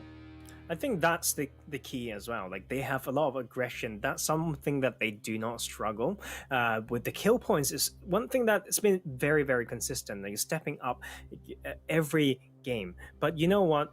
You still need to get those 15 placement points if you can. Syrax just losing some players early game sometimes in the skirmishes. It could be individual abilities, it could be comms. I didn't exactly know why. Maybe they just need to have a bit of a smart aggression approach so that they can not only be with the expense of 1 or 2 kill point, but get maybe 10 more placement point. That's something that I want to see from this squad. And for this 3 last games of the day, and that will be a great chance for them to show up. But what an amazing game to watch. And I think Sons of Odin's really coming in strong, and that top table is going to look quite juicy.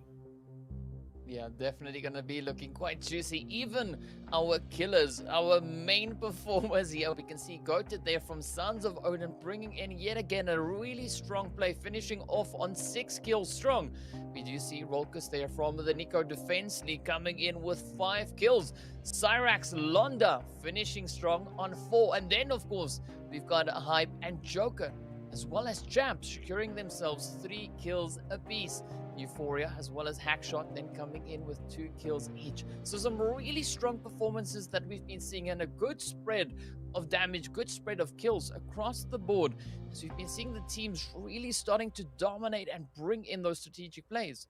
I think the stats from that damage chart will be very interesting as well, because we mentioned how Sons of Odin has a great damage to kill conversion rate, and but you look at them just staying at that top. Like Goated did put down a lot of damage from the positions that they were given, and they were able to maximize his advantage. But Rokas really running around this desert map trying to shoot at everything that he saw, breaking that 4-digit line, and that will be 1,006 damage for him and the Niko Defense League, putting them right on top once again, and continue to hold the top stop very strong. Yeah, but of course, as I've pointed out, Syrax was also a really strong team. We do see 2 of their players featuring on that high damage scale, but now looking at the comparison between the Niko Defense League and Sons of Odin, we can see again a really strong conversion rate, in fact coming in from both teams. Some really decent plays and good amount of damage being done, but this just shows how they were able to position themselves throughout the zone and just pick off the shots to any bit of movement they could spot throughout the game. You know what? I don't know how to project the end of this end stage, of this group stage, to be fair. But Niko Defense League, I think, will be qualifying. I think with the amount of points that they have right now, it might be enough. That might be a bit of a push, but you know what? I think that should be a bit of a safe statement, DK.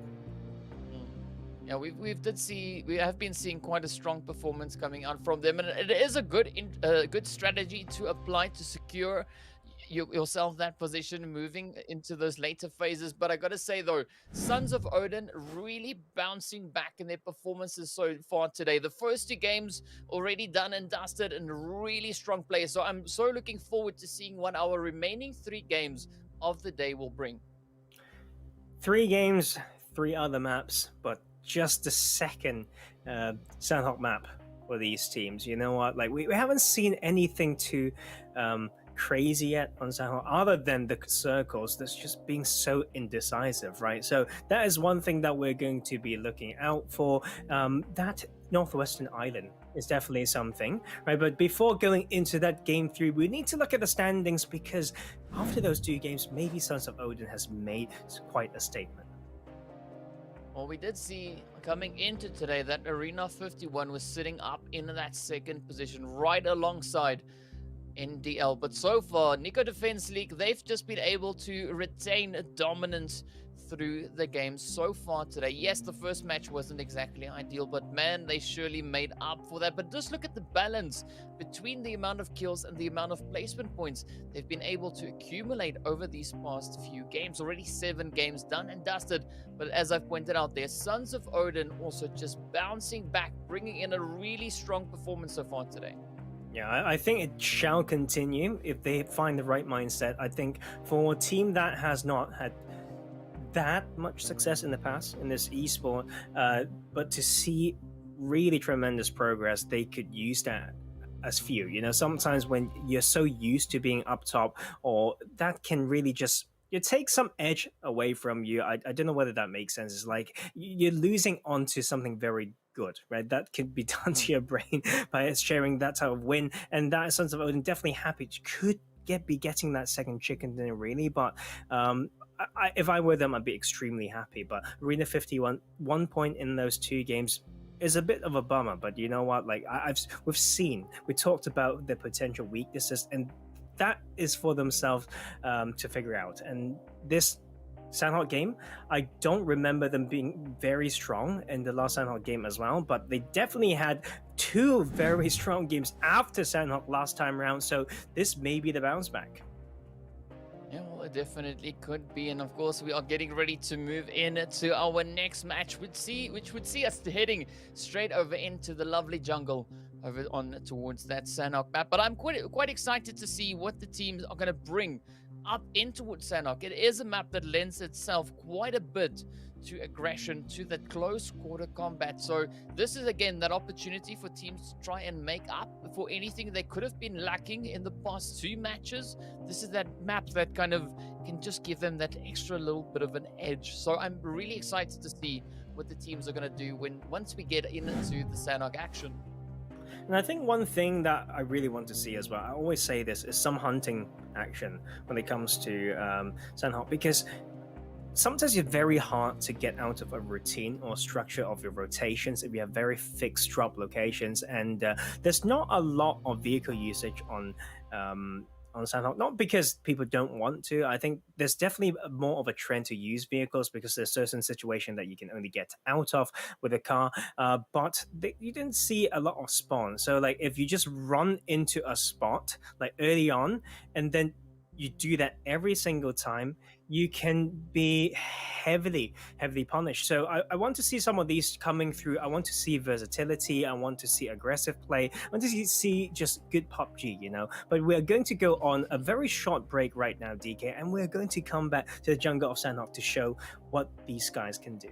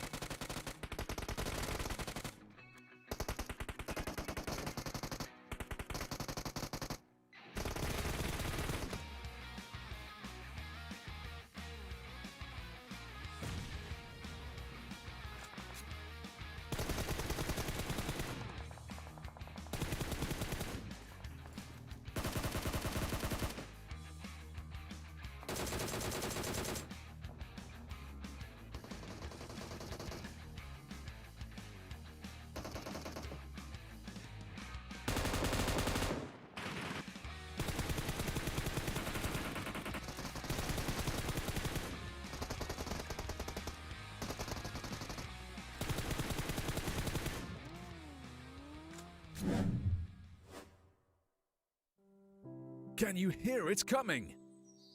Can you feel your heart beating faster and faster?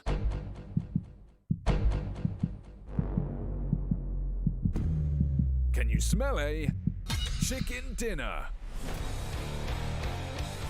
This is the PUBG Mobile National Championship.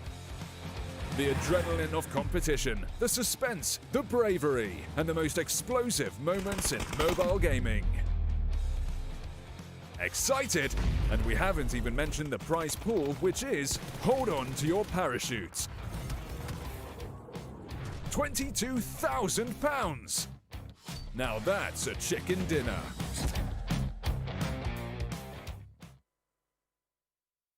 Hello and welcome back. We are ready to move into our third match here on the National Championship UK 2021.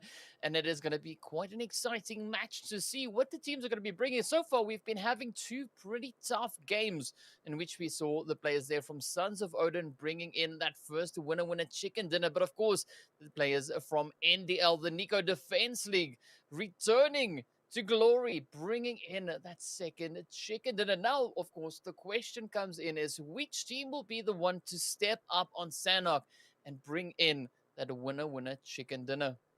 It will be the Blue Zone as MVP DK. We know that already. But you know what? Just need to look at that playing path. I'd say those phases 1 and 2. So these teams with the unique style, of claiming certain spots will be ever so key. And we mentioned that Northwestern Island around Camp Alpha last time round, very, very congested. We may see the repeat of that, but they want to now outsmart each other, right? Because sometimes these splits can be extremely fixed. It's almost like muscle memory that you can get out of, that you've played maybe 20, 50 scrims the same way. And I think is going to be a little bit of a rematch, and the side of Khukuri is going to be floating along that side, and we have a little bit of change coming through actually, so that congestion won't be as crazy, and we have the side of India going to hunt on the other side of this map, going towards Painan direction. They are trying to establish dominance anywhere on the map. Yeah, and of course, speaking about hunting, one way you can ensure that your hunting goes a little bit smoother and you experience a super fast and lag-free PUBG Mobile experience will, of course, be with Xiaomi's powerful Redmi Note 10 5G. And now we look to see just how much hunting and how much aggression is going to be coming in over on towards that position into a hot team, as we can see 3 teams already dropping down right out of the gate, and I'm expecting to see things just go from difficult to absolutely insane. I think there's another battlefield coming through as well. Camp Charlie is looking spicy. And I think it's going to be so nice because Sons of Odin is on a little bit of a rampage. Now they're trying to play a 3-1 split against a full team in Camp Charlie. I need to see how they are going to methodologically get an upper hand in there. It's not going to be easy. These early fights can slow down your rotation, but it's going to be so key as to testing the map knowledge of these players. And some of those camps been opened up for sure. Camp Alpha is not touched this time round, and Camp Bravo was contested last time, not this time round. And we have a northern shift coming through with Paradise Resort basically in that center. So one part that I'm looking at for sure, if it continues to go to that north side, will be that Tatmok main road that really heavily dissects the map, unlike many of the roads on this map. Yeah, the teams will definitely have much more of an easier approach with regards to that zone position. As the last time we were on this lovely Sanok map, we did see that zone finishing up in towards that trifecta region. But now, as you've mentioned, down in towards Camp Charlie, we do have the Sons of Odin right there alongside the Team Era. And up in towards the north, we do see the players here from Arena 51. Now disengaging from that position they were in Hatin. Now just venturing a little bit further down south, looking to secure themselves a decent spot. But of course, they have Conqueror UK as well as Syrax in the vicinity. But now, back in towards Camp Charlie, this is where Sons of Odin could have their first bit of an obstacle to try and have a decent run in this match.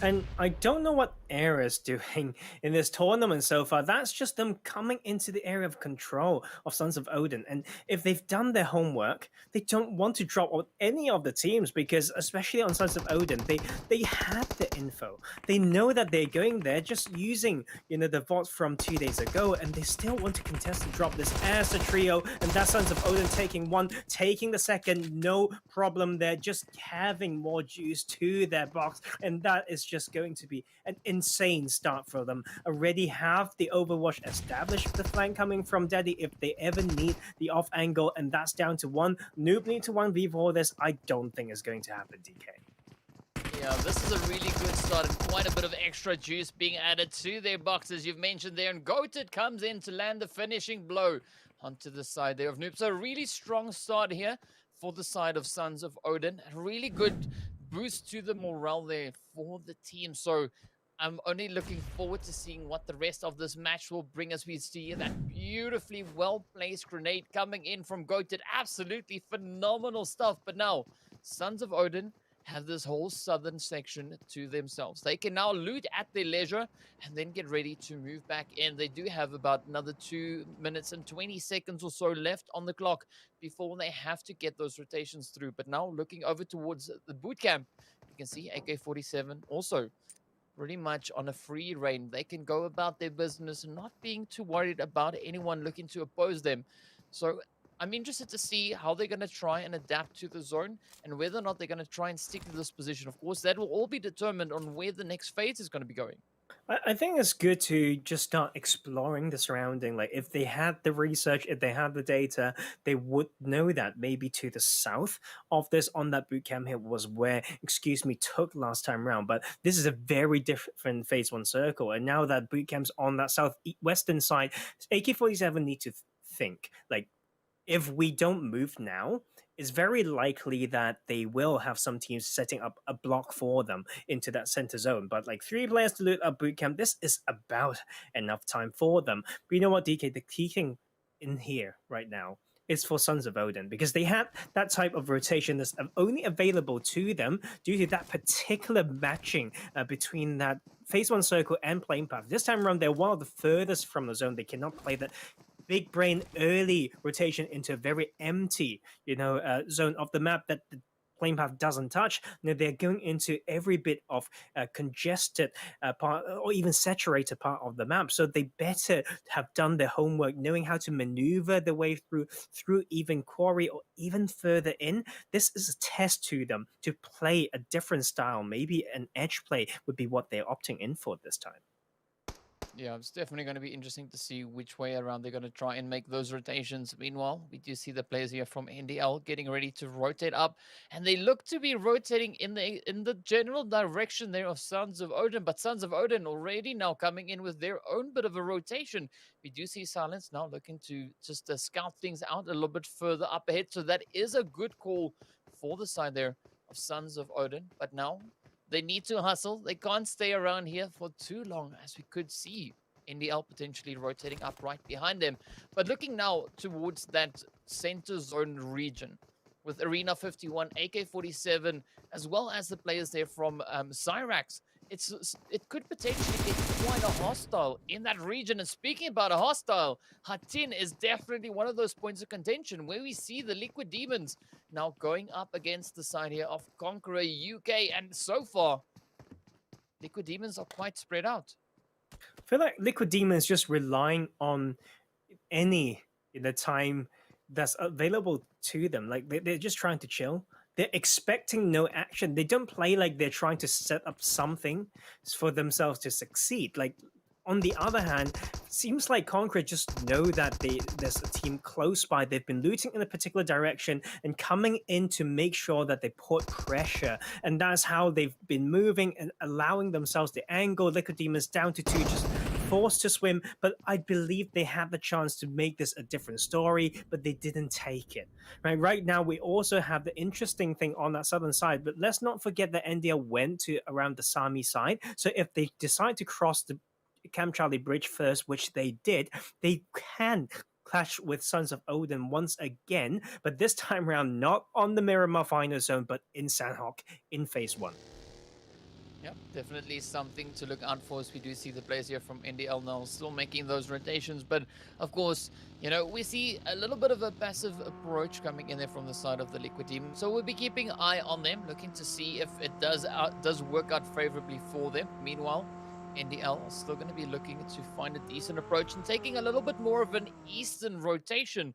So we can see them now coming up on towards that Kampong region. But Arena 51 and Syrax positioned over into towards a more centralized position in the zone. And it does look like Saif is quite isolated from the rest of the team.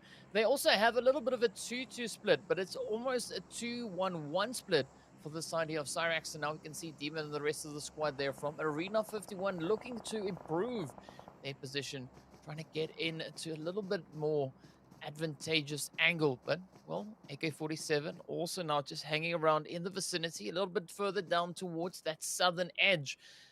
I mean, quite a few potential threats could come in from this region. You know what's a threat to me, DK, is everyone who's going to put in that code on the bottom left of the screen. You know what? Because every time it shows, I feel like, man, I'm casting right now. I wish I can really put that in, but that would be quite unprofessional, right? So I'm not going to do that. But if you do have the chance to do that, please do and get yourself the chance to have a beautiful bit of a gear that you can redeem something nice in game. So maybe when I see you next time, I know you've been watching me, and I'll be able to, you know, not really team up, but say hi maybe in a classic game. But you know what? This type of circle is ever so hard and still very early on. And there's one piece of info that I want to bring to our audience and UDK, which is an untouched Paradise result. I feel like it was not just this time. Last time around, it was untouched as well. No one's want to go in there. Maybe it's a bit of a guessing game, thinking, oh, it's open last time, maybe someone would have taken it this time. No one's touching it, but I don't think it's wrong, although its incentive is such a hard bit of building or part of the map to hold down, because there's so many ways to enter that region. Yeah, it's definitely going to be interesting to see if any of the teams are going to take any of that initiative and rotate in potentially towards Paradise, as it is rather very centralized within the zone. But now, ooh, NDL looking for a decent approach back into the zone. They are just venturing on that eastern edge, but we do see the 7 Ravens now up ahead of them, and now we can see the scouting coming in as they look to apply the pressure. But 7 Ravens now showing some trigger discipline, but will they react in time? NDL now just trying to taunt them, trying to draw out any of those potential engagements, and this could be quite a bit of a risky play for either 7 Ravens. Oh, but no, they move up with full awareness. Russia getting rushed as Rolkus puts the spray right on in.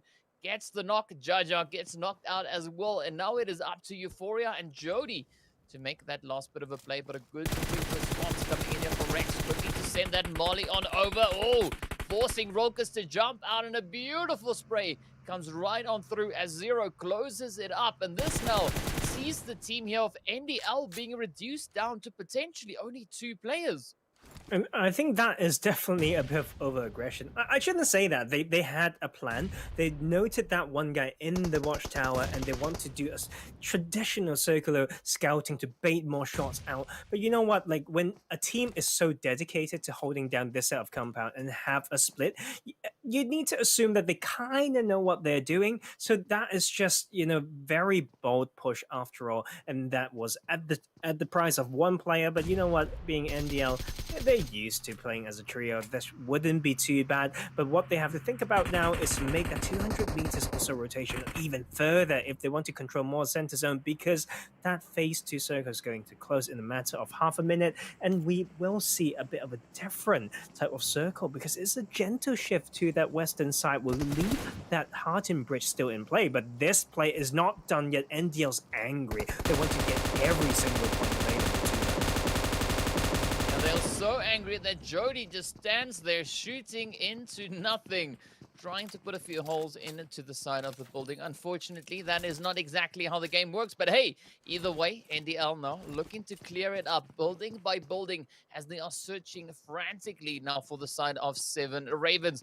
But a good play coming in from 7 Ravens so far. Not giving any of those audio cues just yet, but Zero could potentially get spotted there by Jaja, just holding off on that far angle. Will they be able to get out of this one in one piece? Good bit of aggression now coming in from NDL as they apply the hits into 0. Now it is up to Kels and Rex to make a stand. But will they be able to hold on? So far, their numbers are starting to dwindle. They've been reduced down to 2. Oh, back and forth they go. Beautiful spray coming in once again. Now Rex has all the pressure on his shoulders, but will he be able to handle it? No, Jody comes in with that M249 and just absolutely riddling the whole team of 7 Ravens with so many hits. Absolutely fantastic push coming in there from NDL again. You know what? I kind of want to say they're essentially playing this tournament like a classic game. Like they drove through the cave, they tried to sweep every bit of edge, and that is how they've been getting their kills. But you know what? On that same side, we've got another squad, quite experienced as well. Most want to set up in there now, trying to punish the side of foot squads who are just cruising through this part as if there's no risk. Sometimes you just need to know it.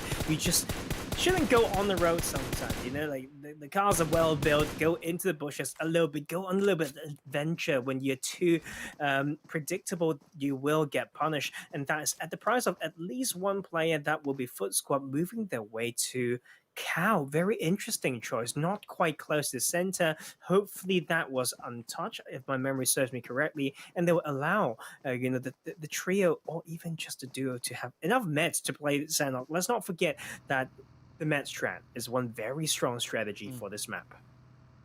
Yeah, that is a strategy we've been seeing employed quite a few times. But now, speaking about meds, players here from NDL are looking to cause a little bit more damage as they rotate on through, causing a few more teams to potentially apply those meds. But now the team they're going up against here is Most Wanted, and they are pretty well perched up on that top hill. But now looking a little bit further up into zone, we can also see the side there of, excuse me, holding on. But here we go. Zephyr finds the first shot up into Jody. Jaja now comes in with a quick response, getting the knock up into Zephyr, and now it is a 2v3 fight. Unless, of course, NDL can get that res in a good position from Euphoria, managing to evade the damage coming in there from the vehicle. Of course, putting off the res onto Jody now puts them back into even odds against the side here of Most Wanted. But Most Wanted now starting to spread out and just play this ridge line, this hilltop as best they can.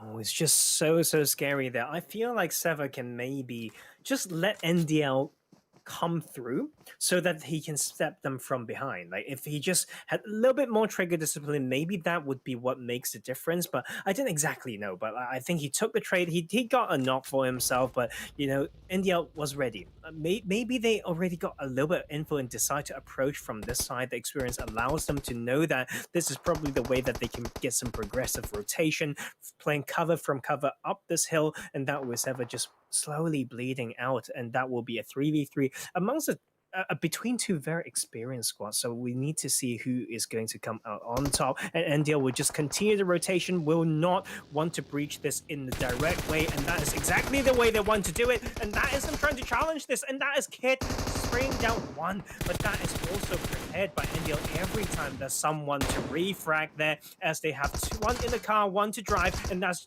12 trying to come in and take down Jody. Oh, now it is up to Jody to hold on. Oh, but nice. Jody getting caught on the off angle. Beautiful handling coming in here from Most Wanted.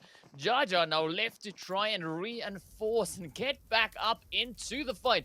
Most Wanted now just patiently waiting, just dealing with the threats as they present themselves. So I'm really impressed with this handling coming in, but it does seem like Jaja could be looking to disengage and find a different approach back up in towards zone. But of course, all these shots does draw a little bit of attention to them as we see the players there from the FUD squad just off in the distance. But it looks like FUD squad is looking to secure themselves that angle in towards the northern edge of zone. Meanwhile, Jaja is going to try and wrap around, maybe come in with a bit of a surprise attack onto the side here of Most Wanted, but it is going to be difficult to pull it off and be successful. But as we now jump onto the side of the Liquid Demons, you see them now up against the edge here. TRG direction up ahead, sending out the grenades, looking to blow that opening, and Virus and Sky now the two remaining players for the Liquid Demons. Are they going to be able to pull this off as TRG looks to be in a pretty strong position though.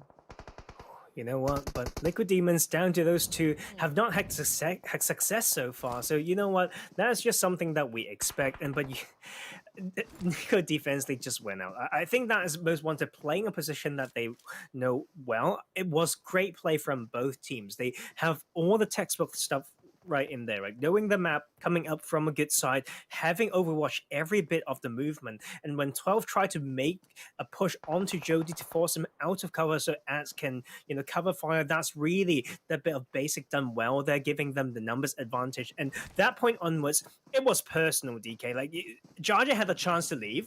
You just wrap around and say, I'm going to kill them anyway. It's become a little bit of banter between the experienced UK players as Most want to finish the job, and that was them. Like 4v3, you're supposed to win that, I'd say, but you know what?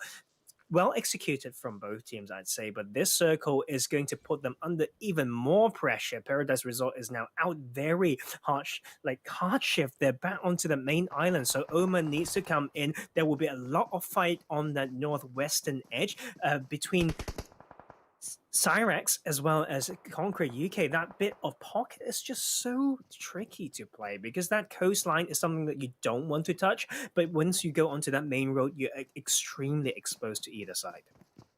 Yeah, but I gotta say though, Sons of Odin and AK-47 look to be pretty well set up within that zone. Once again, a good stronghold for them to be in. We do see the side there of Khukuri also now, just on that edge of the coastline. And now Syrax trying to pick off the sprays, putting the hurt up onto the players there from the Liquid Demons as they make a quick rush. But unfortunately, they meet their end as Syrax finds the angles and, of course, executes a beautiful, beautiful spray on towards them. But now Syrax facing a difficult position of their very own, as we do see the players there from Sons of Odin, as well as Khukuri coming in with a few long-range hits. Meanwhile, the players here from TRG direction are going to be looking to squeeze in and on towards that northern angle, but Saif goes down. Arena 51 get eliminated, and excuse me now, moving right up to the side there of Most Wanted, looking to close this one up. A beautiful spray on towards Ads.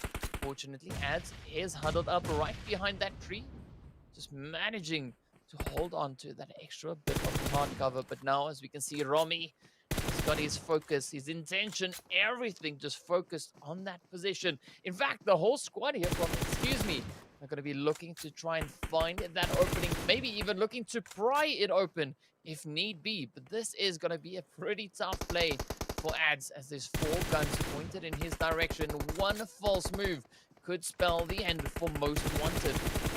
Oh, and that's it. Down he goes. Albert closes it up, but now, of course, the fights continue. Northern side, I mean, what else do we expect? And that's so much, of these running and gunning, quick 360 move, every bit of audio cue sounds, count your reflexes, don't count on your teammates, count on yourself sometimes in these moments, but count on your self-control. That patience, trigger discipline, so key. If you find that small bit of pocket that allows you to sit and have immense control, use it well. Let people pass by, stab them after clean. All these things will come into consideration. We want to see it from this region. Syrax has lost one earlier, just opening fire in the open, getting 2 kills, but will get punished straight after. They still need to control this northern side. Cable went out very early last game. Now remaining in here, one of the 2 players, they need to do more work. We're already seeing quite an aggressive play coming in here from the side of TRG. They've already been able to accumulate 8 kills. Now looking to reinforce their numbers once again, looking to get that res in quickly. But Andy from the Foot Squad going to be looking to sneak on in. They're currently over in 11th position, so any points they can find, any points they can muster will benefit them greatly. But Andy and the rest of the squad here from the Foot Squad going to hope to find that approach, that angle, that opening onto TRG direction. Potentially even the team there from Syrax just positioned up ahead. But we see the engagements, of course, now erupting once again. That southern edge starting to light up. But here we go. Quick rush coming in from Evil, finding a beautiful angle now. Foot Squad being reduced down to only 2 hopefuls. Meanwhile, TRG just breaking in the numbers. Sons of Odin's coming under fire. The TheUnikKillers are rushing in Daddy just up ahead, looking to secure that anchor point just within the zone. Of course, the TheUnikKillers trying to get ahead of the blue, but will they be able to make it up in time? Sons of Odin right here alongside them. Joker now just trying to squeeze in and Hitman. Actually scouting it out, just conveying some information through to his teammate, but Daddy trying to pick up that kill, pick up the extra additional bit of damage, and they succeed in doing so as the Molly finds its point, and a great assist coming in from OMA off on that far side. We also saw OMA a few moments ago rushing onto the side of Khukuri, sending them right back into the lobby, but TRG seems to be on quite a bit of a roll, finding the sprays down onto BATSquad, and now it is up to Hunter to secure that res onto Sid, but it is going to be quite a bit of a challenge here as Rattle is looking to rattle every and all cages he can get his hands on. Just much needed now because it's going to be running and gunning. That blue zone is starting to close. Look at this main row still separating both sides of the road. AK-47 just holding on to that compound. No one wants to touch around Paradise. They will come in and they will be blessed by it. 3 kills for these 3 players so far. I don't know, like, what else can they ask for? But you know what? That circle will continue to play these players, and that is still in this game. And he was maybe able to pick up enough resources from that fight and still come in strong. Sons of Odin still got enough points to continue in the top squad. Oh, beautiful response coming in there from Hype, and of course Rattle continuing to rattle the cage, sending Syrax away, but up comes the beautiful spray from AK-47. M4 in hand, sadly not an AK, but hey, you know, who's counting? Down goes the BATSquad as well. 3 teams now remain. It is AK-47, it is Sons of Odin, as well as Excuse Me. And so far, we don't see any team positioned within that zone. But AK-47 definitely has the body advantage. Sons of Odin reduced down to Daddy. So you can see there, Excuse Me, now sitting on a 2-man team. So it is going to be quite the tall order for these teams to try and get a decent positioning. But it is also quite an open area to be fighting in, as there's no compounds, no hiding spots aside from the odd tree and rock or boulder to spread out in this area. But here we go, AK-47 hero. Find an approach, but gets spotted out by Romy, sending the spray straight on through. Now Romy and Albert trying to get their butts back up into zone. Up comes Gaming, looking to push in for quick potential res there, but of course this is out on the edge of that blue zone, and we do see the blue zone closing up. Why? Yes, indeed, as they would rather have to focus on getting back up in towards zone, but Excuse Me now steps right on in, puts the spray up into Gaming. Down goes the players there from AK-47. Beautiful hits, and now it is up to Daddy to hold on for dear life as Excuse Me comes rushing in with the spray. Albert and Romy going to be looking to close this one up and pick it up, and indeed they do, finishing off so strong. What a play that was coming in from Excuse Me. You know what? I'm not going to let it go. Man, like, when the zone's given to you, when you have numbers advantage, you're back to doing some pretty basic mistakes. Like, I think it's the nerves and inexperience. Knowing this speed of the blue zone and the amount of damage that it does is not worth using any utilities, like, to even attempt going there and just die by it, and the rest of the team just not really in cover. But you know what, like, it was great to see Sons of Odin do well again. They tried an aggressive split. They left one in one of the very key compounds and 3 to guard the outside. I appreciate the attempt, but you need more than one to hold down the compound, and the team that actually crashed that compound was Excuse Me, and they took the victory from there onwards. So that's a lesson learned, but they started this with a, you know, a bit of a, how should I say, you just playing with the food on their plate. The food just landed on your plate, like, from the start of the game, you know, so that was, after all, still a very decent one. But NDL, ever so aggressive, and this time round, they couldn't get away with it. Yeah, but maybe even excessively so. Maybe a little bit overconfident coming into this game, but I mean, you got to look to the side of Most Wanted. They also just dealt with the situation absolutely, you know, just insanely, so well handled, finding the hits, finding the angles, and even those later phases, putting a quick hit to them. We did see some absolutely risky rushes coming in. Syrax quick to react. TRG also picking up some easy kills thanks to those rotations. But I gotta say again, this was a very heated game. So many difficult positionals, so many difficult plays, in fact, coming in. TRG also held on so strong all the way, so close to the end, finishing up in that 5th position. But they finished strong, though, on 11 kills. Oh, you know what? That's just exactly what I want to see. And excuse me, finally making it to the top. Like I remember how disappointed I was in the day one in the first 2 maps, but they're coming in. They have a lot of aggressive plays. They're not worried to have those like typical 1 to 2 anchor point and 2 to the out of the zone and crash in the later, crash in the more center or power position in the later games, later phase of the game, and apply to Sanhok as well and taking themselves the win. The Sons of Odin once again bagging beyond 20 points. I think it's 3 games in a row now that they've got 20 points plus, and that is just almost repeating what NDL did yesterday. But you know what? We've got 2 more games to go because we know how, if you don't handle your confidence well, what it can do to you. Yeah, and I mean, speaking about confidence, we did see a little bit more confidence coming in there from the side of AK-47. A good comeback in this past match. Now, we're going to be, I'm sincerely hoping that we see a continuation of that momentum continuing into the remaining 2 games here for today. But now, as we look at our kill leaders, we can see Nexus there from TRG sitting right up at the top with a lovely 5 kills. And of course, not surprised based on the positional play we saw coming in there from TRG, but really impressive strats, and even the damage counter looking pretty high, as we do see Albert from Excuse Me sitting right at the top on 801.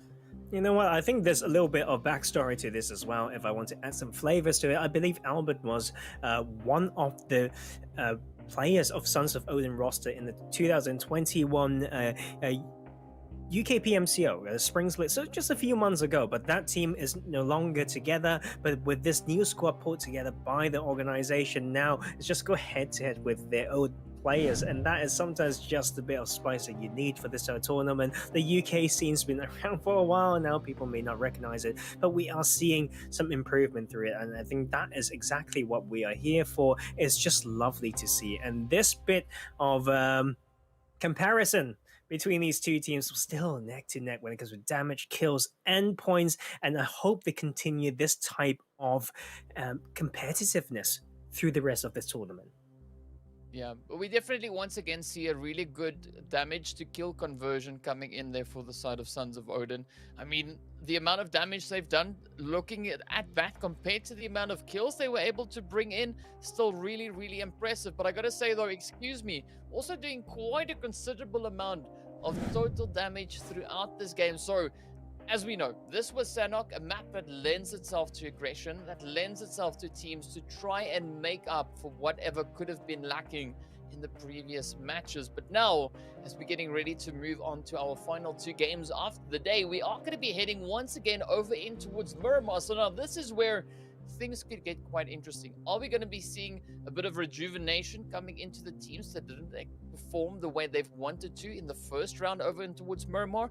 Or will it be a little bit of a repeat in comparison to our first Miramar match here? Well, we'll need to find out. Like, you know what? There's one thing on my mind right now, DK, and that is going to be Sons of Odin taking over this leaderboard. I think there is a chance because it seems like they are not scared to play, confidently. But they know how to play conservatively, and I think that is something that can really is very hard to grasp, and I think it's for them to now make good use of that. And this may be the rise of the roster as well. Sometimes so many teams just we mentioned how they had a complete different roster for different tournaments, so it's about sharing these experiences together and maybe say, you know what, like this is enough for us to stay together, not months, not a tournament. Years, maybe. Like, who knows where we're heading towards? Like, this year this scene has been blooming. So you know what, that being said, we are going on a little bit of a break. We'll see you guys soon in that match 4.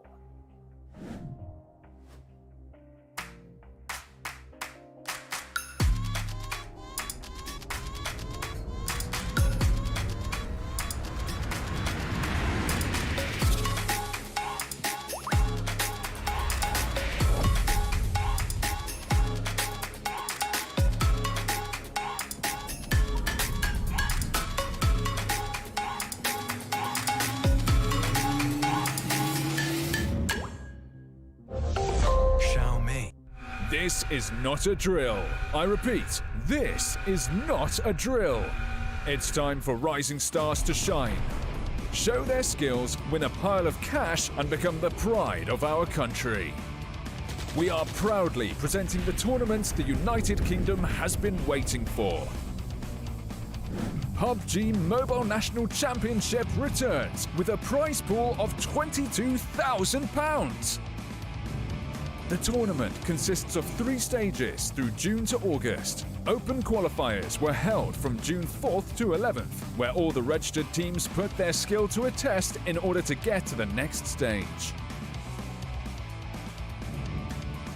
32 best teams that will survive this massacre will move to the group stage, which will be divided in 2 groups and take place from 5th to 8th and from 12th to 15th of August. 16 teams that will get the highest standings during the group stage will proceed to the final stage. Here it comes, the finals. They will be held from 20th to 22nd of August. Mark these dates because they will make history of PUBG Mobile in the United Kingdom.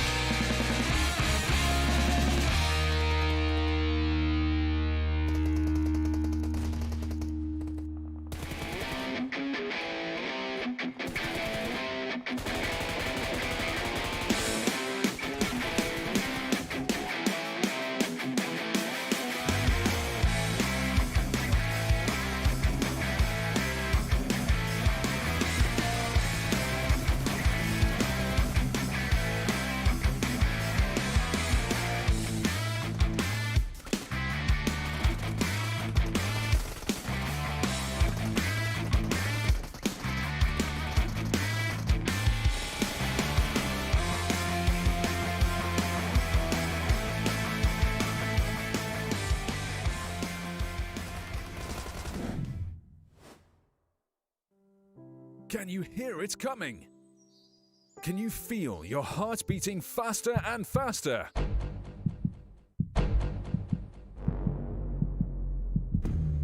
Can you smell a chicken dinner? This is the PUBG Mobile National Championship.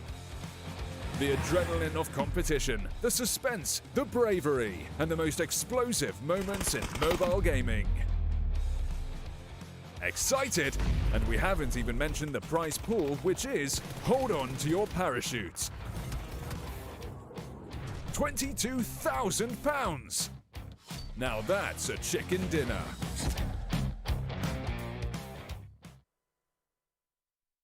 Hello and welcome back to the PUBG Mobile National Championship UK 2021. So far, we've been seeing quite the exciting day with our past 3 matches just heating up exponentially as we progress on through.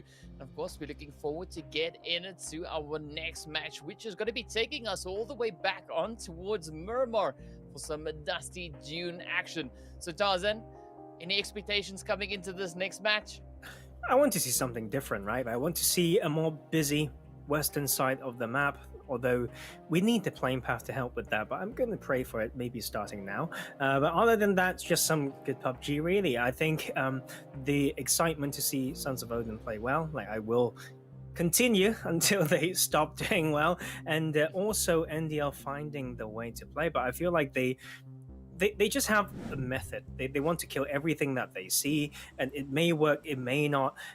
It's down to them to find that balance now. And it's the teams, obviously, maybe when it comes to Team Era, like, I still want them to do well. I don't think we want to give hope up on anyone, but the track history and the track record is not great so far, right? So speaking of playing path, we did say, hey, give us a western one, but you know what, we'll have a southern one. So if you want to go to that western side, you have the choice to do that. A lot of main road access, maybe around Monte Nuevo, along the western main road that can get you the access to the top left part of the map is definitely there if you need it. And but once again, some pretty easy drops for some of the strong teams that like the southern side, and for those who love Tor Armada, like Campo Militar, all those teams would need to find a way there, and we may expect some early congestion around those vehicle spawns. Yeah, well, one way of handling congestion is with a super fast and lag-free PUBG Mobile experience on the Xiaomi's powerful Redmi Note 10 5G. I just got to look for all these interesting ways of, incorporating it into the essential points that you are bringing up here, Tarzan. So definitely looking forward to seeing what the teams are going to be doing, especially with, as you've pointed out, this flight path being so far down towards the south. It is going to make it quite interesting, especially now with that zone sitting over towards that eastern side, and quite a large chunk of that zone actually being over in the water. You know what, like I'm loving this so far, right? Like, so first of all, we have teams actually going to the western side, but they're going to do it in such a clumped up way. I can't even see the word Monte Nuevo anymore, and they just need to find a way to make this count. Say yes, how about say no? Just getting punched to death now, and Denoka's just looping on the outside, just toying with his foot right now. Like, what are we doing? Like, imagine say yes actually getting a knock, but the answer is no. And something that I'm going to say yes to is actually this circle. Yes, I know it's not on the western side, but if you guys like the eastern part so much, then show us that you know how to play that type of circle. We have 30% water circle with those small islands in play, DK, and I think that would be the spiciest ending that we can get. I had it once. I was extremely lucky. I think I got the first time from Imperium, by the way. That's when we shared that brilliant one on the small islands of Miramar. It's seeing so many people swimming is so funny on this map. But you know what? Maybe this is the time to have another taste of that, good. Yeah, maybe we'll get some good. But in the meantime, it is still going to be quite a bit of a challenge, especially over in towards Monte Nuevo. As we can see, we got the players here from TRG. We have the team there from the TheUnikKillers, as well as the Foot Squad. And then also the players from Khukuri or Khukuri. Sorry, I can't read today. Khukuri right there alongside them as well. So I'm excited to see what this heavily congested Monte Nuevo will have in store for us. But I'm also curious to see whether or not we're going to see any of the teams looking to disengage, just seeing that it is so highly congested. And potentially we could see them rushing up into zone a little bit earlier, because I understand, yes, there is an opportunity here, but I think there's a greater opportunity repositioning into the stronghold in zone, and then just, setting up a bit of a gatekeep as the opposing teams start trickling in into that zone. It's quite tricky. I think the thing is to see so many parachutes around you. Sometimes, only if they've taken my advice to come here, but haven't done the homework, then that would be a bit of an effing chat, right? Because they would say, hey, people are around, but don't know this part well enough. I don't want to be the first one to move. I may get punished for that. And this part right here is a little bit interesting, to say the least. The Sao Khukuri will be in here, but this top side will get so much info, but you don't want to take this alone. Yes, maybe that the amount of loot will just be for one person, but you need to have that support to come in soon to use this relative high ground over the host city of Monte Nuevo. Ooh, especially with grenades coming in from Evil like that, or rather Devil, that was absolutely on point. But now, Hell right there alongside Smoke, looking to get that res in. But it is quite a split drop coming in on the side here of Khukuri, as we do see Devil now creeping closer. But Khukuri getting down, ready to sneak their way up into position. But I'm liking this approach here from Devil. Very cautious, but also not really giving away the sneak approach, while the rest of the team is actually moving in to help reinforce this angle. So here we go now. Devil spots the opportunity, sends the hurt through, but Smoke quick to respond, repaying the efforts there from Devil, coming in with the fist just to say thank you for the efforts. Thanks for knocking me out. But it takes a little bit too long. Insect comes in with a quick response. Even Hell gets knocked out. Wow. Losing 2 players in that exchange. I mean, yeah, I guess probably just, hitting the trigger would have been a little bit faster and not as costly. But now Khukuri being forced to come up with a bit of an alternative rotation. I don't know. Like, I'd love to believe that his, guns run out, of ammo. That's why he went for the punch. Like, otherwise, Khukuri is just not doing themselves any good. Like, why would you do that when you have 3 points in the whole tournament so far? When there are points that have 130 points, like literally 43 times your points, and you don't take that 1 point to get a 25% increase. I don't know. Like, that is sad, to say the least. Like, maybe I'm just going to say that he ran out of bullets, but you know what? Like, that was just sad to see. And they don't really have a place to control either. They dropped an Oasis in that game 1, like, or the first Miramar match. DK, if you remember correctly, they've been going everywhere. It seems like they just don't have a place to call home, and even if they do, someone will try to take it away from them.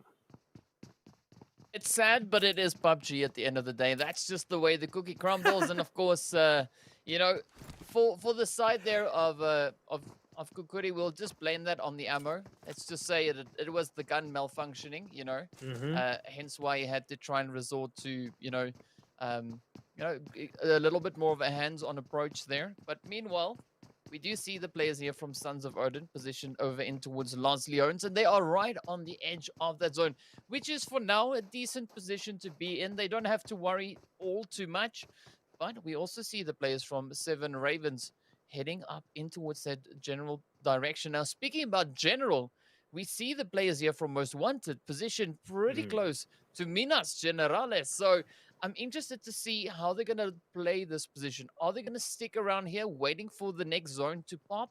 Because we're pretty close to that second phase coming in, and looking at where it currently is, they seem to be pretty safe within that. So a lot of long-range rotations still to come through as we have that zone all the way over to that far eastern edge.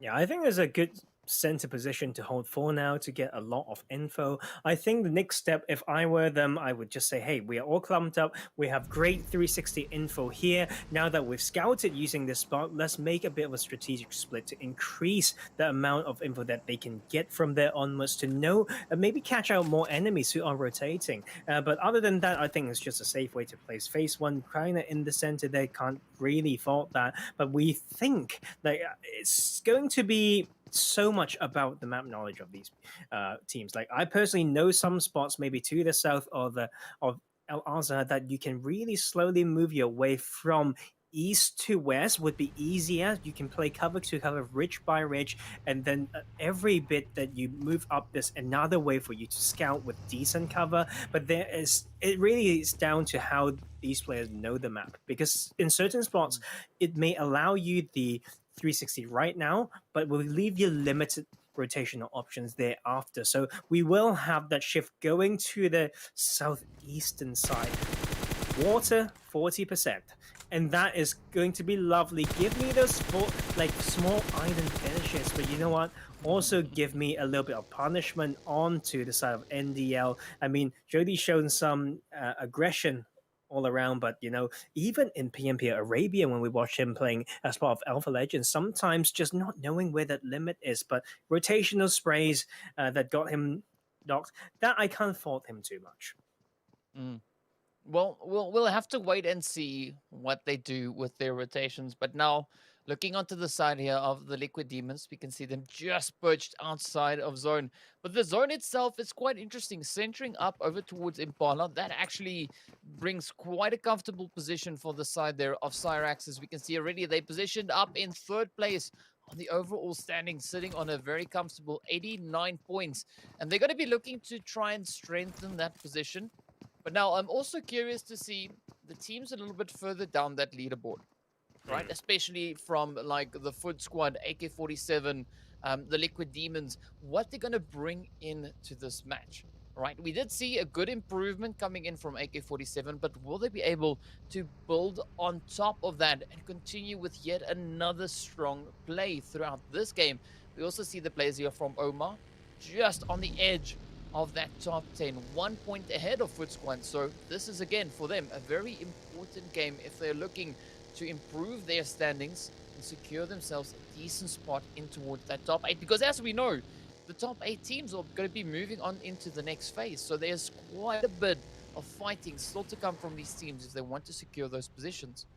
You know what, like the fact that we don't have a semis is sometimes, you know, a little bit sad, especially for the teams. But you know what, like we find that a little bit harsh in a way, but by the likes of how this group's been looking like, I think to have top 8 is actually the perfect amount to say that it's exactly this amount of teams that have shown enough promise, you know, to make it into this next phase. So I really like it. Just look at the names that we have on the list. So many of them are worthy of that spot already. Of course, we've got quite a few more games to go. Only 8 down, we've got 12 more, including this one. And that is going to be a lot of chance to still bounce back. And that just adds so much excitement to the top of the table in particular. It's quite a marathon. And that also is a beautiful spray, I should say. What was that? And that is just a great discipline of that shot and just waiting for the sweet moment and the bam, double knock, but the off angle is already set up. That is just nice PUBG, DK. Yeah, that is definitely nice PUBG, and good to see Excuse Me and Most Wanted fighting it out. Both teams, of course, being in that top 8. But now, will we see Excuse Me creeping closer to Most Wanted, or will Most Wanted put an end to them, elevating themselves in that leaderboard? It is going to be quite a bit of a fight, and so far it seems to be that Most Wanted has been put in a bit of a bad footing there, as they have a few knocks already coming into their side. But now the players here from Excuse Me are going to try and reach all the way across. So we can see that grenade landing right on towards Zephyr.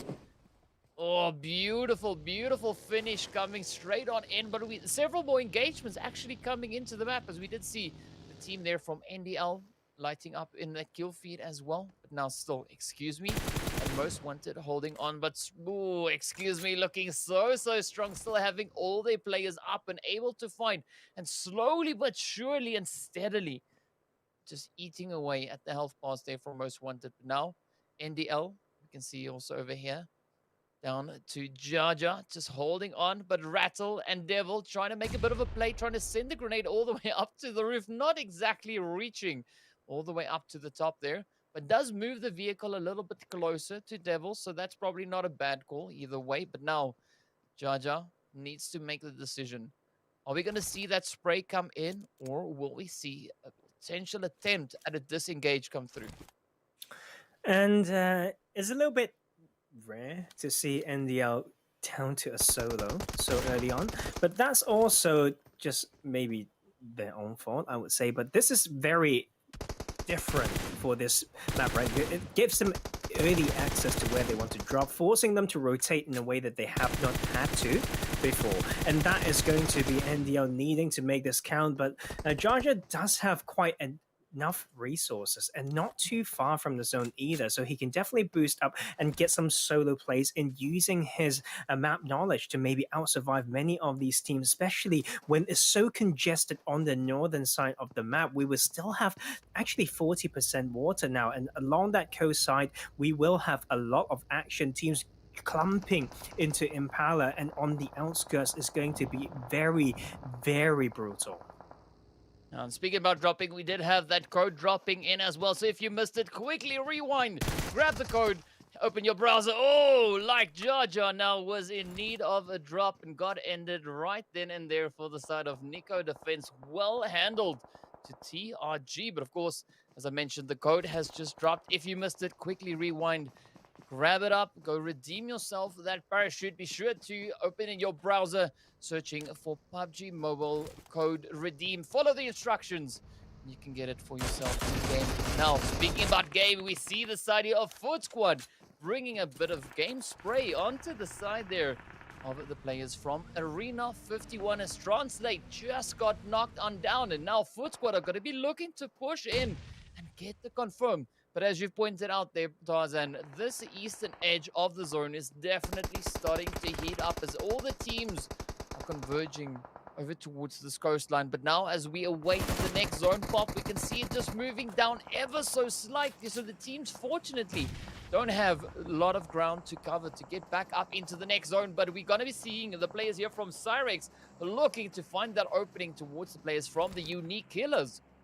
I think it's so interesting because it's a bit of that type of circle that guys are saying, hey, maybe we should take Impala, right? And then the next circle would say we'll only leave a third of Impala in, and then it will still be some water in play. It will really mess with the macros here. Like if you've been full sending it, trying to get too dedicated, and then you will have a rough time pulling out of the city. But you know what? In these small skirmishes is where you can still farm quite a lot. This type of ending is every ridge, every bit of info. Yes, we may not have the perfect memory to know every bit of detail, but you know what? They need to have that little bit of response, and that reflex is in there, but that will not matter after the trade comes through. Is a very bloody northern edge, and the blue zone is starting to close right now. On team, the TheUnikKillers in such a difficult position. Syrax on the one side, Most Wanted on the other.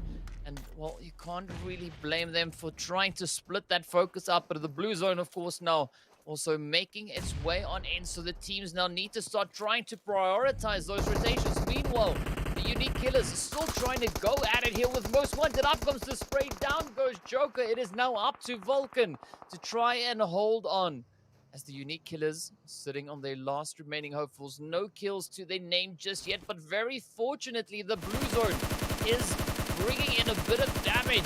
But now, Most Wanted trying to make that escape, but Saif here from Syrax finds a beautiful spray, continues it all the way on towards Vulcan. Oh, the TheUnikKillers might now get killed in a very unique way. That blue zone finding its way on in. And as we know, the blue zone at this stage of the game is quite brutal. It's the fourth phase heading into the fifth phase. And of course, we see Prince here now just trying to relax, trying to cool down a little bit from the pressure we are having with such a complicated zone all the way over towards this far eastern side. Vulcan goes down to the blue. A very unfortunate end, but hey, now 11 teams remain, 34 players left to fight it out, and still some very interesting positions within the zone.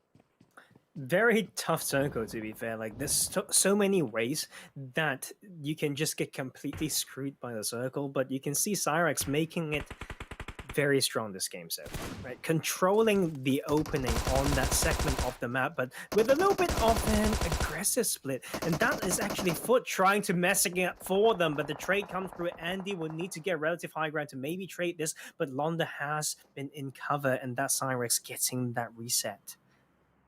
A really good play once again coming in here from Syrax. Hype now attending to the wounded there.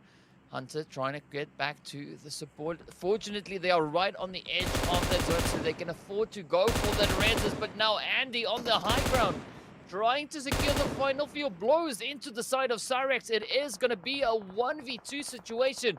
Very fortunate there that we do see only 2 of the players from Syrax position up ahead. The additional player there, Saif, over towards that far offside. But of course, now he pays the ultimate price, gets knocked right on down at the hand of Arena 51. And now all the pressure is on to Cable and Hype to try and secure their position as they come rushing in. Andy comes in with a bit of a spray of his own, but Cable lands the finishing blow, putting an end there to the Foot Squad. But now Syrax, they need to get all the way back down into that zone. It is going to be quite a bit of a challenge. Is a huge challenge. I think one thing that really surprises me so far, DK, is the amount of vehicles that I see these teams using. Is almost like they don't know this side of the map that well, that even if they had vehicles, they've lost all of them. And so this will really put the strain onto them. As we just hit 0 on that timer, we will have this zone man dissecting by this road. And look at TeamOMA finally showing up 4 kills right now with such a great hard cover. But do bear in mind that this is a tricky bit to play, because if they've been playing so noisy, if it ever shifts away, they need to know how to get through and get out. But say it gets picked up and they are on their feet and running like there's no tomorrow. Oh, it is going to be a pretty tough one indeed. But now 7 Ravens straight up ahead as Excuse Me is focusing their attention over towards this edge of the zone. But will they be able to close it up? Will they be able to succeed in their effort? We're waiting to see that play come in from 7 Ravens. So far, they've only found 1 kill this game, as we also now have Khukuri getting eliminated. But Excuse Me, looking pretty strong as they hold on to the edge. Already 7 kills to their name, really leading the pack with the aggression. And now, will they be able to pick up a final few kills? As we do see now, they still have a full squad. Good split over on towards this western edge of the zone. The heads now just getting sent off in all directions. And Rami trying to find that bit of an opening, taking some damage in the process. Albert is there for that bit of support, that reinforcement. But this is looking to be a very, very challenging zone. Quite a bit of separation now coming in. They definitely, the side there, Excuse Me, they'll definitely have to start condensing that split. Oh, but now they are still playing the angles, finding the hits up into Hype, but unfortunately the blue zone steals the kill away. 7 Raven now also getting caught out in the open as the hits come through. Omar coming in with a bit of a cheeky spray, and it is up to Rex now to try and secure this position for his team. But up comes Excuse Me once again with the shots, picking up the kill over towards Rasher. Man, this is proving to be quite the challenging zone. Excuse Me is looking better and better. A bit of roster change coming through, like today as well. Like Prada's no longer in, and Alba's definitely in here and making one really bold 2-2 split and not afraid to spray at all. But now they're faced with the difficulty to get into the zone. Not too far, but you know what? They've been playing so noisy. These 2 duos from this team will need to find a way in, not to just get those points from those 10 kills, but placement points, incredibly important if they want to challenge those top 3. Yeah, and of course, Sons of Odin sitting in that top 3, going to be looking to secure themselves a decent position within the zone.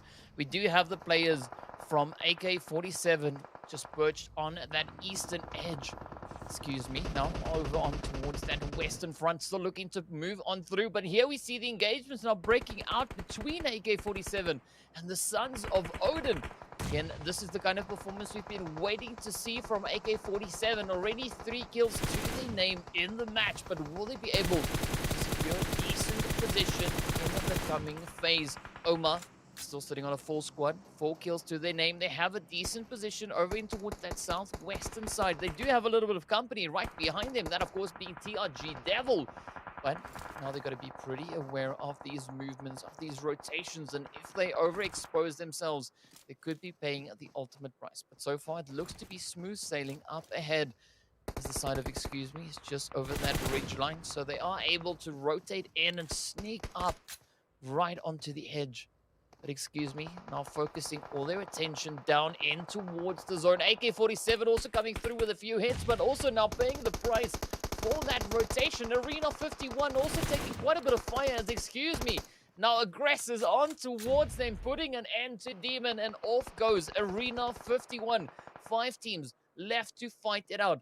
We're seeing a heavily congested zone as there are still 14 players remaining, 5 teams rather, still alive. And it is going to be a very hairy fight, but here comes TRG Devil. Player I pointed out, just holding up behind the side of OMA. Quick hit there, up comes another rush, but beautiful handling Supreme, managing to get the knock, but gets knocked out in turn as well. OMA now all down to the last remaining hopeful. Will we see that final play come in from a Fish? It is going to be so challenging, but fortunately, Whiplash is also there to provide the support. Oh, and AK-47 actually took that control from these steps and pushed out Sons of Odin and stop their momentum. I think this could well be a 30-point game. We may be having the biggest game that we'll see in this tournament, but excuse me, because they are having that relative high ground. They have a very good split. They have healthy vehicles, they have the resources, and they get to loot whoever they killed as well, and they have, most importantly, experience and momentum, and they will be able to really punish these teams. I mean, 4v3v3 maybe? Is that, no, 4v4v3. Oh my god, my math is terrible. But you know what? We need, excuse me, to actually be terrible to lose this, because these other 2 teams have been making mistakes through the tournament. I think in this pressure and with this situation, how they handled certain skirmishes, they may not be able to withstand the pressure from, excuse me. Well, we'll soon find out what this final rush is going to bring, as we see the side of OMA and, excuse me, as you've pointed out there, sitting on a full squad either side. AK-47 looking to hold on to this eastern edge play. We do have Gaming and Marshad just positioned on the edge there, looking to stay in behind that hard cover, not looking to get out of it just yet. But AK-47 already sitting with 6 kills on the board. So really decent match so far for them. OMA looking to move in. They have control of the western side. There's quite the ranged area here. So many hills, so many ridge lines, so many valleys to try and utilize and get up into that final circle. Excuse me, also now getting put in a little bit of a compromising position, but they did find the hurt up in towards Marshad. Now it is up to Gaming to see if he can secure that position. Moving on in, Kosti now still trying to pick up that kill on towards Marshad, but now OMA is utilizing this opportunity to squeeze in and actually being in a beautiful vantage point over to the side here of, excuse me, as we do see Rami going down. Biggie just up ahead there, Albert as well as Kosti. Just holding on. They have that position within zone, but Albert gets knocked down as well. OMA now looking to dial up the aggression. Biggie gets spotted out under the vehicle. The spray comes through. Will OMA be able to pick it up? Still a full squad. Jay-Z is down, however. Now Biggie taking a little bit more damage. Will this final tap be? Oh. No, down he goes. Whiplash gets knocked right on down. 2 players on the side of OMA. Oh, Fish now trying to put the shot in as Kosti is trying to rush across that blue zone. about to start moving in the next 20 seconds or so. Kosti gets knocked out. It is up to Biggie to hold on for, excuse me, absolutely beautiful play coming in from the side of OMA. It is the final two teams to face it off for that winner chicken dinner. And so far, OMA is looking exceptionally strong. But will they be able to close this one out? Biggie now just trying to heal up, but the blue zone is coming in. Manages to pull off the res. Oh, will he get it? No! OMA get the winner chicken dinner. Absolutely insane finish. Insane play coming in from the side of OMA. Well done. I think that's just much needed point for OMA, but I can't. Okay, I'm being really strict here. Like, there were certain mistakes. Like, in that end zone, it was really the zone to dictate like who's going to have that upper hand. Like, because working down that slope has took too many utilities for, excuse me, and then in the final zone they were on the side that couldn't peek and shoot from a ridge, but OMA has absolutely every bit there, and they had the compound that had the circle keep going to them. They almost, got disrupted by that solo that came behind them, trying to trade and got another player of themselves. Not, but you know what? They held in there tight, and that's what matters. And this is now the time for them to gain more of that. I shouldn't say respect, but you know what? Like, to gain more traction, to gain more interest from the way that they play. One game itself is not enough. It's marathon of matches through this tournament, but it was a great game for them. And excuse me, bounce back strong for sure. Yeah, they already got involved in quite a few engagements early on in the game, but what a way to bounce back from that. But OMA just holding up so strong. You gotta say though, I mean, some pretty tough plays again presenting itself, especially with the zone moving so far over on towards this far eastern edge. The teams just holding true, holding their own. We did see quite a few interesting engagements coming in there from the side of Syrax. But essentially, a really strong play from our top 5 teams. Sons of Odin, the team there from TRG. You can see Devil just holding on to the very bitter end. And of course, AK-47 also bringing in a really strong performance. They did finish off on 6 kills. And now, this is that finishing blow. What a way of OMA stepping up and taking control of that zone. But as we now move into our overall standings, excuse me, managing to hold on to pole position, coming in with an absolutely insane 15 kills. Amazing stuff. Like, I mean, that is exactly what we expect from this team, and it's the second game in a row now. Let's not forget about that. Like, it's not every time do you get a team to get a back-to-back chicken dinner, and unless I'm having a stroke, that should be correct, right, DK? And they are looking good. And I think this one of the scariest things is to put momentum and results into the hands of a team who knows how to use it. Not too much, not too little.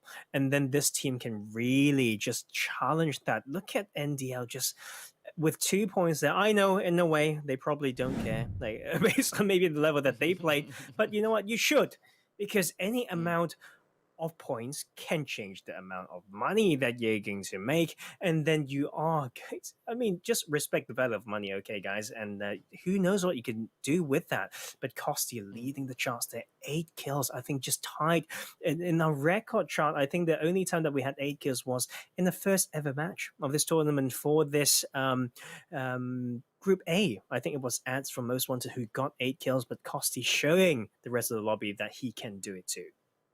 Yeah, mad respect going to Kosti there. I mean, he doesn't even need to say excuse me. That was just absolutely fantastic. Unapologetically so, but well done, well played. Marshad also coming in with a strong performance on the 4 kills. Jay-Z also for the side of TeamOMA holding up strong. And again, we see Albert from excuse me once again showing up in our kill leaders here for the match. And now as we move up towards the damage, we can just see what an insane amount of damage has been caused by the side there of Kosti. Insane to the point that if you imagine everyone having that same damage output, it would be breaking the charts, right? And I think it's so much that it would have out damaged maybe 2/3 of the lobby, like any team added together, right? So that's Kosti on fire right there. And I think it's just hats up to, excuse me, having a good variety of the macro game plans, like coming into the late game, the 2-2 split, how they're going to rotate round with strict gatekeeping, how to play sweeping of any side that they want to control. And that was just sweet, good work by them. Yeah, that was a really impressive match. I mean, but now look at this. This is TeamOMA up against, excuse me, very close in damage. I mean, yeah, okay, there's about 800 points difference, but still, the amount of kills being brought in by the side there of, excuse me, really strong conversion rate. But got to give it to OMA. They were quite effective in their approaches. That they were so aggressive. Unfortunately, they weren't able to convert all the damage into kills, but it just shows the proactiveness. You know, every opportunity they had, they tried to react and tried to put those shots in. Yeah, I think after all, let's not forget about, yes, there was maybe small mistakes, individual mistakes. I'm harsh as always, but there's nothing to disregard. Like 24-point game, like not sometimes throughout the whole tournament, not even a third, maybe a quarter of teams will experience a 24-point game. And who knows what it's going to do for this team? Like, would it be the boost that they need? Would it send them over the top too far off that they're going to fall off the cliff? We don't know, but we are happy to find out, because we've only got one more game to go before we can say we are through the halfway point for Group A for this group stage of PMNC UK. Yeah, it's definitely going to be quite an exciting match to get into if the past 4 matches are anything to go on. But I got to say, though, we've been seeing a very consistent amount of aggression coming in from all these teams over the past 3 days, be it Group A, be it Group B. But of course, we are going to be returning over onto the home ground, heading straight into Erangel for our final match. And we'll be right back with that action after the short break, so please stay tuned.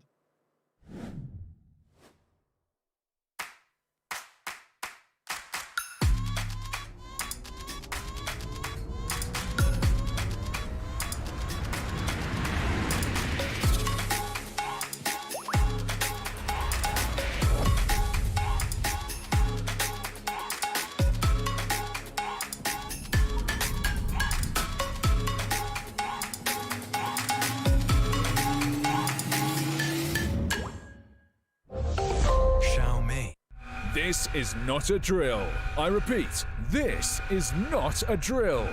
It's time for rising stars to shine, show their skills, win a pile of cash, and become the pride of our country. We are proudly presenting the tournament the United Kingdom has been waiting for. PUBG Mobile National Championship returns with a prize pool of £22,000. The tournament consists of 3 stages through June to August. Open qualifiers were held from June 4th to 11th, where all the registered teams put their skill to a test in order to get to the next stage. 32 best teams that will survive this massacre will move to the group stage, which will be divided in 2 groups and take place from 5th to 8th and from 12th to 15th of August. 16 teams that will get the highest standings during the group stage will proceed to the final stage. Here it comes, the finals. They will be held from 20th to 22nd of August. Mark these dates because they will make history of PUBG Mobile in the United Kingdom.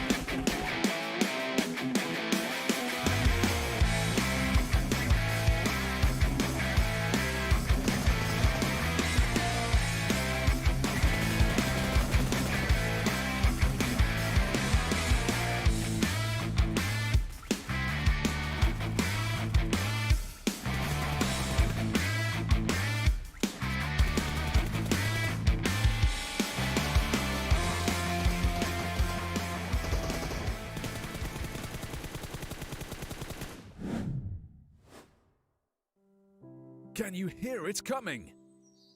Can you feel your heart beating faster and faster?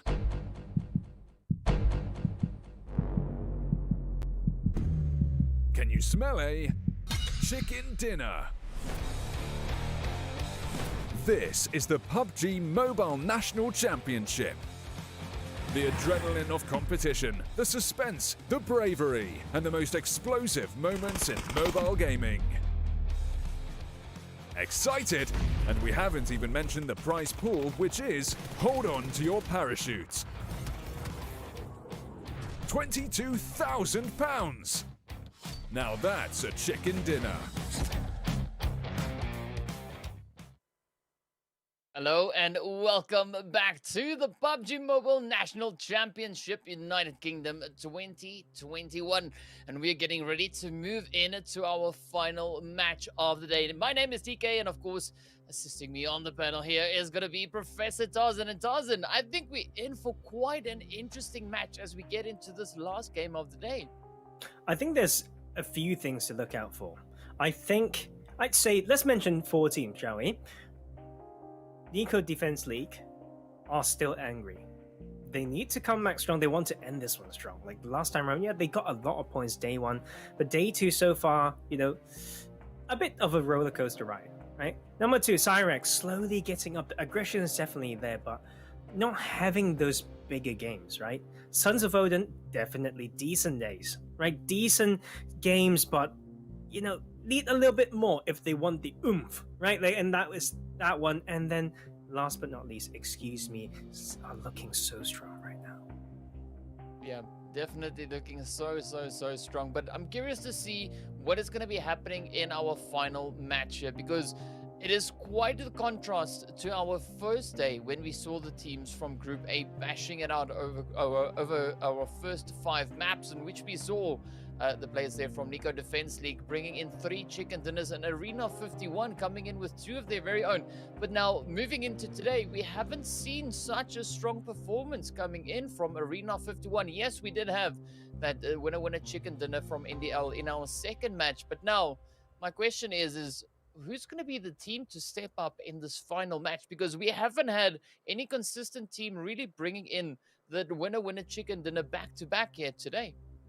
I think that's a very, very good point. It's also a bit of a sad point. It's very hard to point out there's an actual consistent team so far. And I think it's on the table for any of these teams.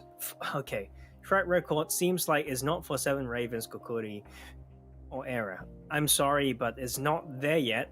If they do, and they do it in a very dominating fashion, I'd be very surprised. But you know what? By all means, surprise me. Well, let's hope that the teams rather do exactly that, as we are now getting ready to move into our final match here of the day. But definitely hoping to see some improvements, not only in this match, but once we get back up into the next round of games, which would be after the week. So the teams definitely have that opportunity to sit, to review the VODs, and come up with a strategy to move into the next matches, the final 10 games, which would then of course be the last round for them to get straight up into. But of course, as we now move up in towards Erangel, you two can enjoy a super fast and lag-free PUBG Mobile experience on Xiaomi's powerful Redmi Note 10 5G. And again, looking at this flight path, it is a very decent flight path to end the day off on.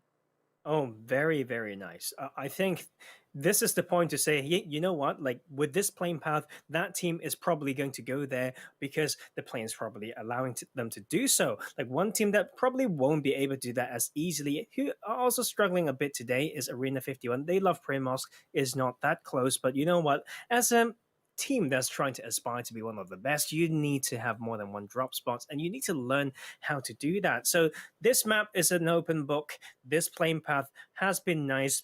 Who knows where that phase 1 circle is going to be, though? Like we mentioned yesterday, what's the mentality going into the last game of the day is very, very important. Are you going to give it your all before you go to bed? Or maybe some people have work, but who knows? So it's all about that. After all, the mind's strong, then you can perform even stronger. And well, definitely their mental acuity will be put to the test in this final round, looking to see who's going to be able to secure themselves at that position. But now looking at our zone, it is centered up on towards the north. So definitely a very interesting zone to start it off with. And I'm curious to see just how the teams are going to try and rotate through this. Of course, looking at the sheer spread of the teams, there's not going to be any immediate need for a lot of these teams to start rotating up just yet. Everyone can now just go through this looting phase at their leisure, not being too worried, aside from potentially the players there from AK-47 and NDL positioned up in towards North George. But the rest of the map is looking pretty comfortable. We do have a slight bit of contention there for Most Wanted and the side of Team Error. But now, as we move up in towards North George, we can see Rolkus right in the same building as Hero and Murshad. So definitely a little bit of a challenging start for both teams here. I mean, it's not new. Like, they know each other's presence in this area of the map, North Georgia Pool. Like, Rolkers definitely have the ability to 1v2 or even more, but having a vest would help him significantly if that's the case. But we also are giving you guys a little of a help, maybe in feeling good about yourself. Look at that code on the bottom left there, guys. Go on to the site, I believe, on PUBG Mobile and just search for it. And you know what? I've done that terribly. I'm going to let DK say that one more time. How do we get the beautiful parachute if we want to? So you grab that lovely code that we can see on screen, of course, and well, write it down, head on into your browser, search for PUBG Mobile Code Redeem. It will take you right to the site in which you can then enter your player ID, enter the code, and you can get that sold for you in game. So it is going to be looking absolutely amazing. Of course, it will have the ever lovely National Championship on the parachute itself. And speaking of parachutes, we do have these two teams, of course, NDL and the side here of AK-47 dropping straight into the action as they now get down to business.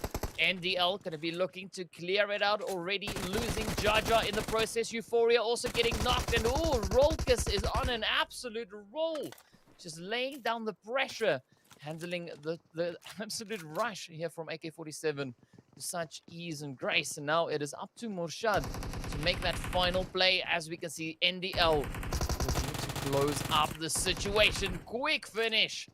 As Rolkus puts the finishing blows into the coffin.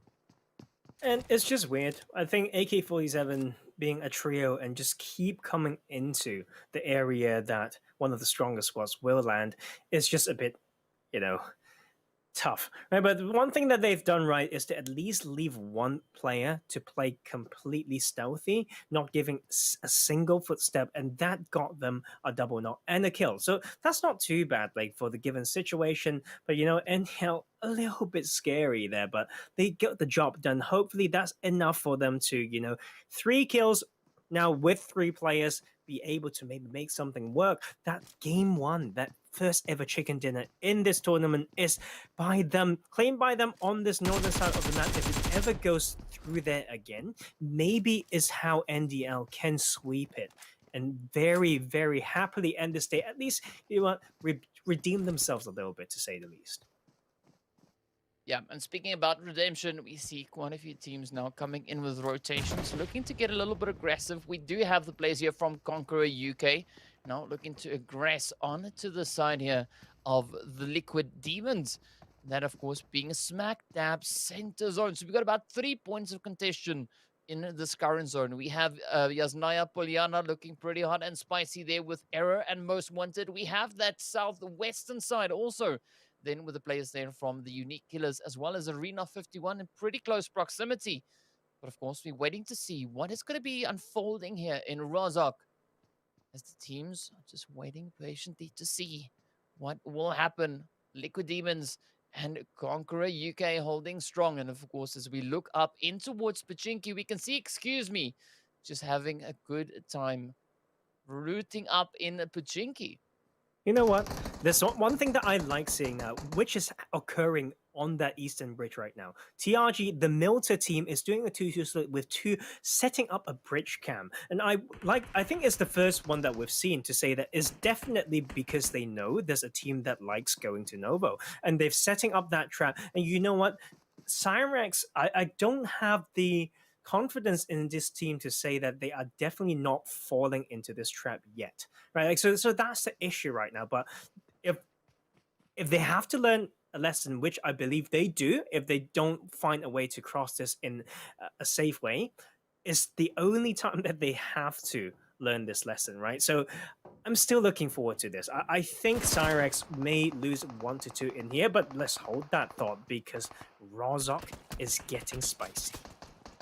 Yeah, Rozok is definitely starting to heat up, and this is now a little bit of a back and forth, a to and fro coming in between the side here of Conqueror UK and the side there of the Liquid Demons, and Virus perched up on the roof. Hitman just down below. Could be a little bit of a threat coming in there, but now let's see what is going to be happening as Snowboy gets knocked right on down with his own grenade.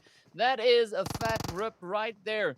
That opens up the opportunity for the Liquid Demons to come rushing in. That is their opportunity. They don't even need to worry about getting the knock-in, as it has kind of happened all by itself there. But now Virus still has that threat coming in from a Hitman down below, but Divine and Say Yes just staying on that far off angle, not moving in. But here we go now as the quick reinforcements comes in. Hackshon comes flying into the region there. Already low on health, so again, that could be a really easy kill for the side of the Liquid Demons. Man, like, he was full HP DK. He almost knocked himself there. Like, imagine that being the case.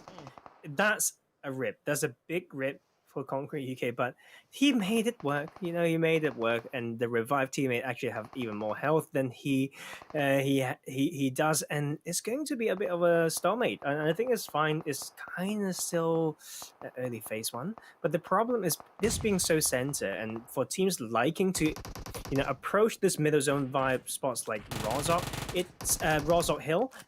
There is a significant, you know, chance for a third party. Yeah, and of course we see quite a few engagements now erupting once again. We do have the players there from 7 Ravens fighting it out with the side of Error. Now also Conqueror Hitman looking to push up, clean it out, but down he goes. Say Yes finds the spray, and up comes, the Niko coming in to clean that one up. But now Conqueror being reduced down to 3 players. I'm not quite sure if they're going to be able to get that res up into Hitman. We have Divine also just on that far edge. But quite a few engagements still continuing on, and it is looking pretty tough as Team Error now gets eliminated at the hand there of 7 Ravens. But this is where Conqueror UK can now look to move in towards the players from Liquid Demons. They do have that slight body advantage, but also Khukuri going at it there with the players from the Foot Squad. But here we go, Say Yes now coming in with a quick spray, trying to hold on to defend the staircase here. Is he going to be able to pull it off? No! Liquid Demons gets sent right on into the lobby. Now we jump straight up into the fight between the Foot Squad and the players here from Khukuri.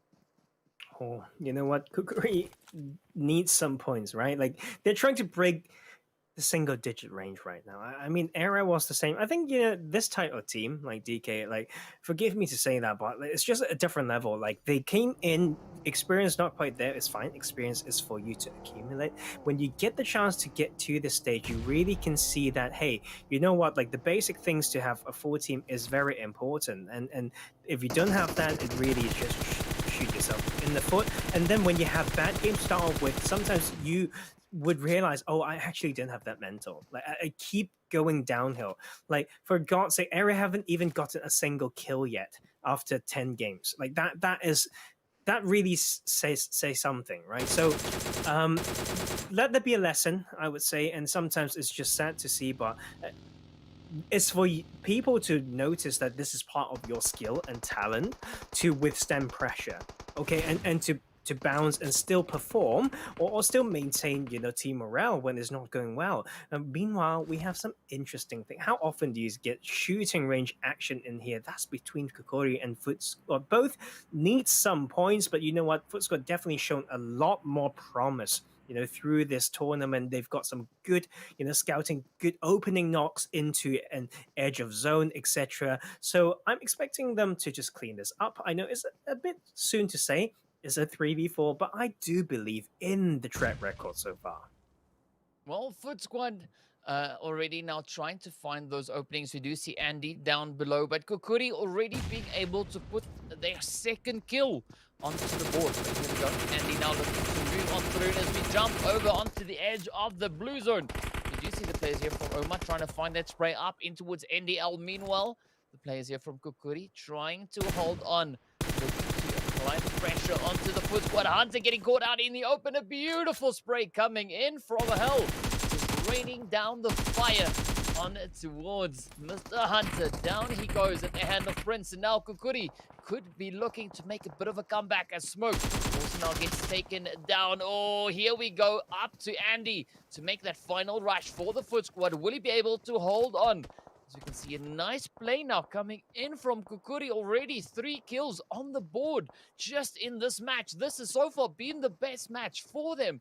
But will they be able to continue with that momentum? Get that full squad wipe. Up he comes. Oh, Andy goes down. Hell lands the final blow. What a game it has been so far for Khukuri. This has been their best match yet. I mean, that was beautiful. I can't say that they've been playing this way at all before, but very good small CQC stuff, and then choosing a side to revive and move back down on so that the Overwatch can do his job. That is something that is important, and to take down a squad that has some momentum, kind of know how to fight. That is, congratulations, Khukuri. You're officially not the worst team in this tournament, but we've got more games to go. And you know what? Continue. We are proud of you. Yeah, that was definitely a really good performance coming in from Khukuri. But now they need to focus on getting their butts back up in towards zone. And of course, we see a few more teams positioned up ahead, TRG direction, as we can see here. They are perched over on towards that western side, right up over towards the east, the northeast of them. We do see the players here from the Sons of Odin, just occupying the compound up ahead. It is going to be a slight bit of a contested region, as we've got so many teams now starting to rush on in. We've got, we've got the players there from the TheUnikKillers, as well as Arena 51, all coming in from this western edge. So this is where their metal is going to be tested. They're going to be trying to hold on to the compounds, looking to secure themselves a decent spot within the zone, as we still have 12 teams remaining, 46 players still alive. And it is going to be a pretty exciting match to watch.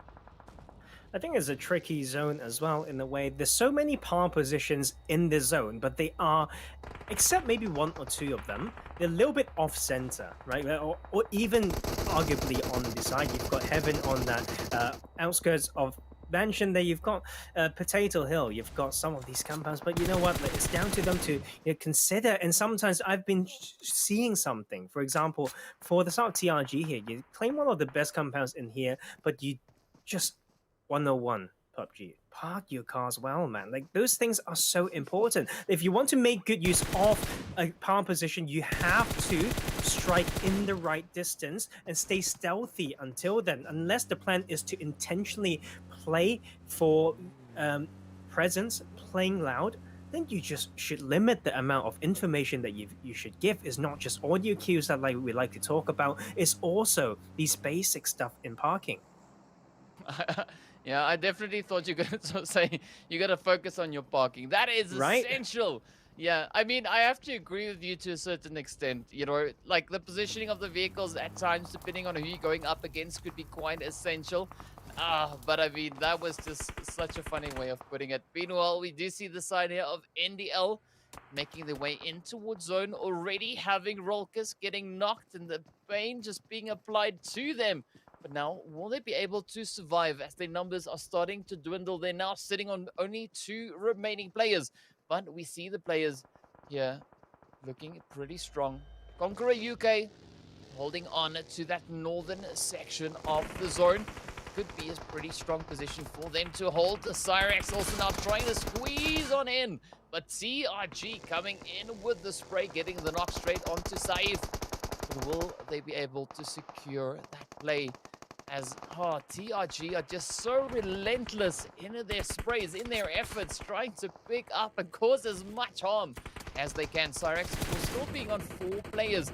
That is, if they can get the res into their fallen teammate. But now, the position coming in here from TRG is looking really, really good. And we can see Conquerors also getting quite aggressive as they close it up for the players there on the side of NDL, finishing off with only 3 kills to their name. Again, a pretty interesting match. 11 teams now remain, 40 players.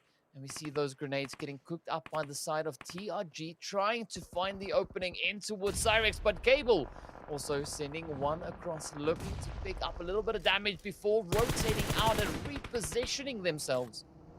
You know what? A lot of interesting thinking coming through from Syrax. They know they've felt the resistance around here. Now they've kind of out-rotated and reverse gatekeep the side of TRG. And that is also why TRG shouldn't just use that compound alone. Need to set another point to maybe pinch the rotation coming in. But there's so many interesting spots in the circle that is only possible for teams to use if they have the map knowledge. You can't just accidentally find a rock. Yes, that is possible, right? But you wouldn't know how to use it the best way thereafter. And now TRG is in this compound that they claimed to be home quite a while ago, but using it in a way that makes it maybe a little bit hard for themselves to rotate for the next phase. Yeah, I mean, speaking about a hard, 7 Ravens also having a bit of a hard time here, but no, Nexus, he's not backing down out of it just yet. Looking to find that spray on towards Londa, putting quite a bit of damage in, but Londa quickly managing to find that med all the way in. Now, Nexus, ooh, getting picked off as the shots come in, and is really starting to tighten up over on towards the southeastern side. We can see the players from Syrax in the region. We do have the players here from 7 Ravens, as well as Excuse Me. And of course, with the addition there of TRG down below.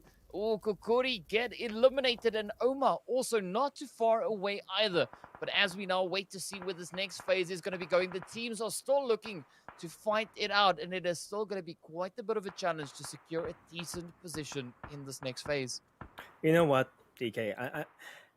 I did say one thing right before this game. There's only one thing on my mind, which was whether Sons of Odin can overtake the side of NDL. I think it may be happening, like especially with them having one of the strongest compound and off center as well. With the way that they played any position that they tried to control before, they're doing a great job. And 7 Ravens continuously struggling, and that is finally the first kill on board for Excuse Me. But you know what? They are going to get more. That's what I believe in, but it's not going to be easy. They will be put to the test alongside so many teams, maybe 6 or 7, all out of the circle on the eastern side on this western shift.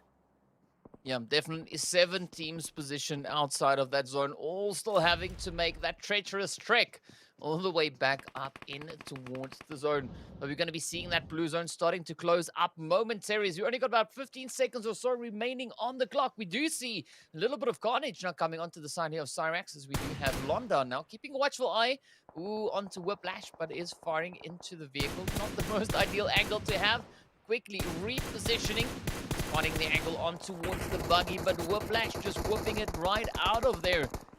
Rotating straight up in towards zone. Excuse Me also coming in with their own rotation, heading up into northern approach. And as we can see, of course, they do have this angle close to the apartments in that school region. 7 Ravens still looking to find the way in. Oh, Russia! Rushing into his own team's nade there, I believe that was. And it is now up to Zero and Rex to hold on. But the 5th phase blue zone is closing in. It is going to be causing quite a bit of carnage to the team. But of course, now 2nd attempt on the nade. Finds the hurt straight up on towards Biggie. But Rex is about to go down. No! 7 Ravens getting devoured by the blue zone. What a rip that was. But now, of course, Excuse Me and Syrax exchanging a few shots over on towards this eastern side. TRG taking a little bit of punishment up ahead as well. This is a highly congested area on the zone.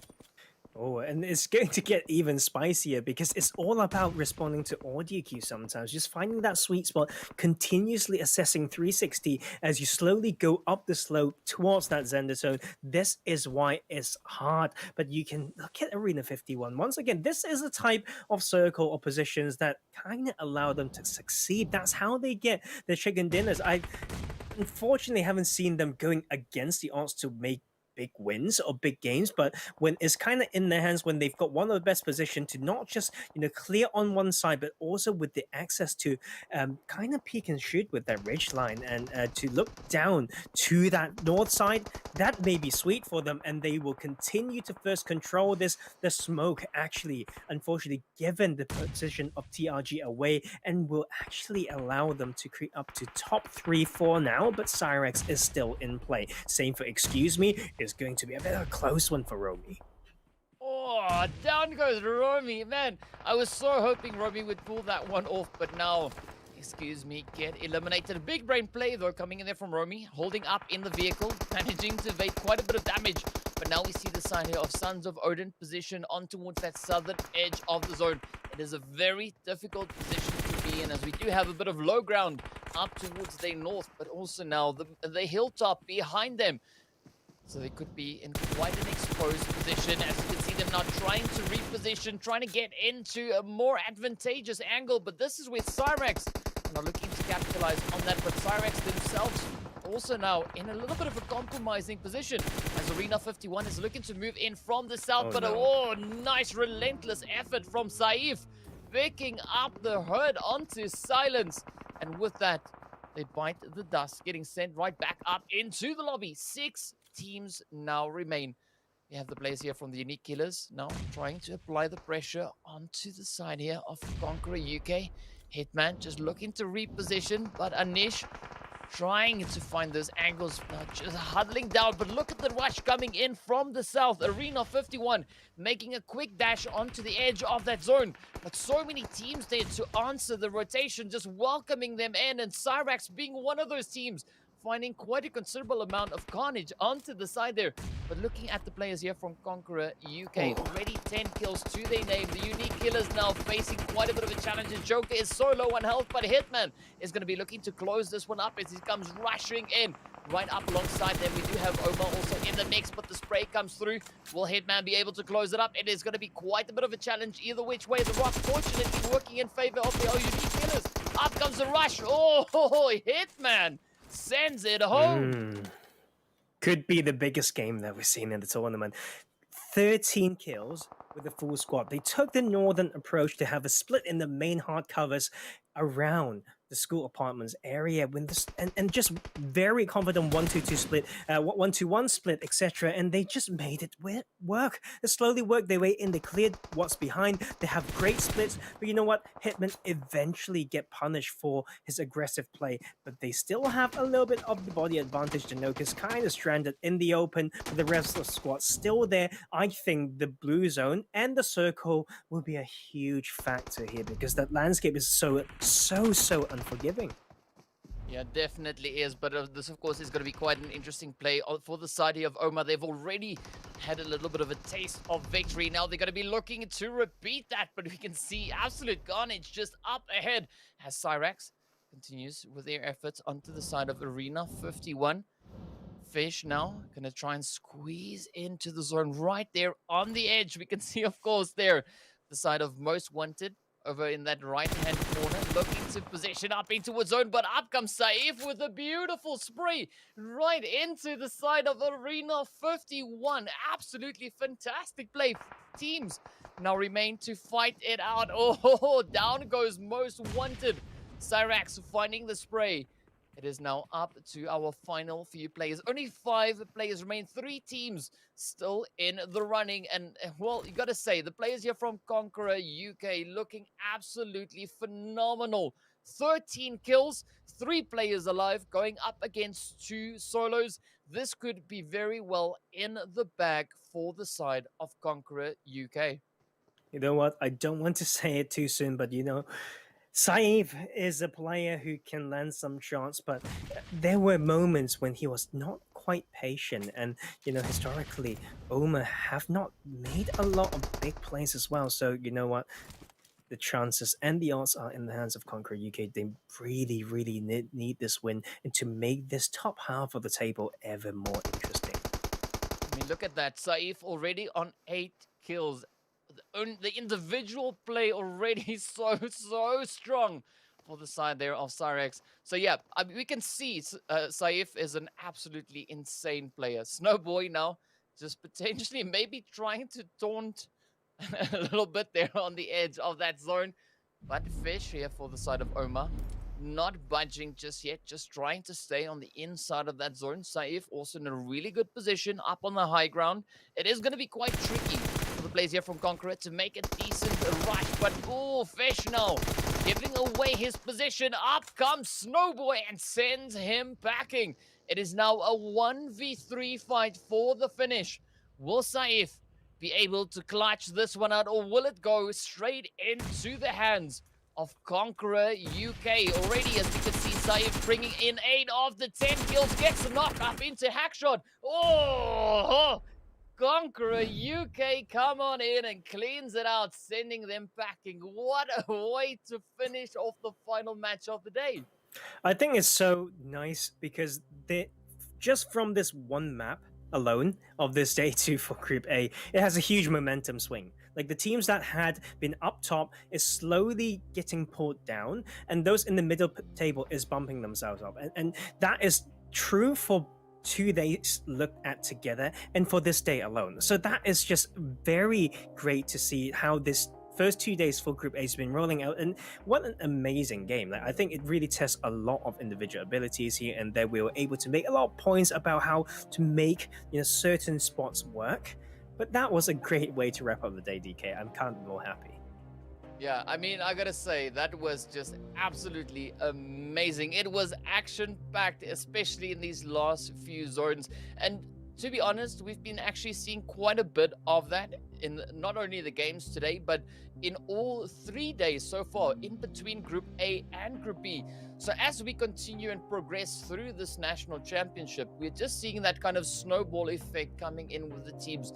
They are just getting that extra bit better every match they go in, because they learn lessons from the previous match and then look to try and apply that, look to try and fix that as they move on through into the next one. But this match has just been absolutely phenomenal. And of course, starting off the action, we had the players there from NDL getting quite aggressive over in towards that North George region. And I mean, this was that beautiful play coming in from the side of Khukuri. Yes, not the best position to be fighting in, but man, they handled themselves so beautifully. But this late few phases was just absolutely insane. And you know what? This is just TRG. I mean, if there's anything for, tutorial, it would be TRG this game. Getting a great compound, not really making it work to the best, and then going into a circle and exposing themselves with the smoke, not really defending themselves at all. There's small mistakes here and there, and then Conqueror UK using a northern approach to work up the slope that way for every bit that they can see, and getting themselves 30 points in there, even towards the end. Oh, it's 3v1, straight up one guy in the car start making that movement, and those are the things that we want to see. Just need to be talked about. It's instinct, and that is what we love about this game. The scope, the ceiling is so high. Just keep working, keep learning, and then is another important one both for Syrax Esports and OMA, and it's good to see Most Wanted joining kind of that top part of the table as well. Yeah, I gotta say though, that performance from Khukuri enabled them to finish up in that 8th place on this leaderboard. So absolutely phenomenal performance. But as we now move in, Mr. Saif from Syrax, the beast. That was for the side there of Syrax. I mean, we've seen some absolutely insane plays. And again, finishing off on 8 kills, like that is the second match that we've seen an 8-kill finish come in from a team. So from an individual player rather. So absolutely phenomenal stuff. But looking at this, the whole of Conqueror UK is on this top 10. Absolutely phenomenal performance there from them. Yeah, I think they were playing what's given to them quite well. They have the patience, they have a good split. They were a team that took the early initiative inside Rosal, and then I don't think they really moved more than like 2,000 meters that game. But you know what? The execution is easier said than done, and that is them in their save. Great amount of damage, not breaking the record yet because we had the 1,600 damage, if my memory serves me correctly, from the South Costi, but still. Very good one. And once again, we talk about Syrax maybe being the potential hype house. Once we kill, we'll continue killing. And then hype from this team itself is on board. And that is going to put them, alongside Conqueror UK for our side to side comparison. 30 points versus 2,600 against 2,000. And they will just be blooming very nicely in this last game of this day 2 for this group. There's more to come and there's more to show. A lot to learn as always, but there will not be more for tonight, unfortunately, DK. But what's impressive to think of, right, is we're looking at 2,001 damage being brought in there for the side of Syrax, right? But almost all of that was at the hand of Saif. That is just insane. I mean, that was 1,200 damage, 1,300 damage. Absolutely crazy numbers. Sometimes that is the amount of damage you see being brought in by an entire team. And I mean, that was just one player. So absolutely phenomenal stuff. And I got to say, I am so excited to see what the rest of the National Championship has in store for us. Yeah, you know what? This chart is looking very juicy. I think a little bit of the surprise factor here today is for OMA to creep it up there, but I honestly don't think it's a lot of so-called outplay or against the odds play. Conqueror UK definitely made that, a bit of a statement by how they ended and slowly come up in the tournament. But TRG really just slowly coming into this region. And I love this group so far. There's so much back and forth, even for Arena 51, second highest up, basically tied with, on that number of chicken dinners there, but actually at the bottom. So if they repeat the same thing another time, Arena 51 would have been out of the tournament. That's how close this is. And of course, bottom of the table and kind of from maybe 11, 12 onwards, I feel like I can see why they kind of is there for now, DK. But the top is looking very, very interesting, very juicy. And I think whoever is more composed will be there to not just qualify, but qualify with fashion. Well, one thing I want to point out, though, if we look back to day 1's results, right? Arena 51 finished off the day in 2nd place, right? Now they've been moved all the way down into 9th. So it just shows you how the rest of the lobby stepped up and just brought in that extra bit of gameplay. Absolutely phenomenal improvements. And of course, if we look through our winners of the day, we do see the players from Sons of Odin taking home that first winner chicken dinner. The second match going over to NDL, the Niko Defense League. We also have, taking home that Sanok chicken. OMA coming in on Miramar, and last but not least, Conqueror UK bringing in an absolutely crazy finish on our last match here of the day. So this has been beautiful to watch. I'm not gonna lie, this was absolutely amazing, and I mean, it just keeps on getting better and better as we move forward. I just love how this group is happening right now, because it's so many of the players and the team have their glimpse of glamour and glory, and we have some more memeable moments as well as some upsets coming through here and there. So the storyline continues, and we are very happy to continue creating that. The tournament is still young. Another 10 games for this one group, then we are going to see how it looks like on the other. Of course, tomorrow we will have the lovely Spangargle and Highland Wolf to continue showing you how the second day of that group is going to look like, and we are going to have a blooming UK scene. I feel like this is what's rewarding for me as well to see that this home region of myself slowly getting more, not just recognition, but the resources is here for them to showcase their skills, and is exciting to watch and is amazing to connect with the community.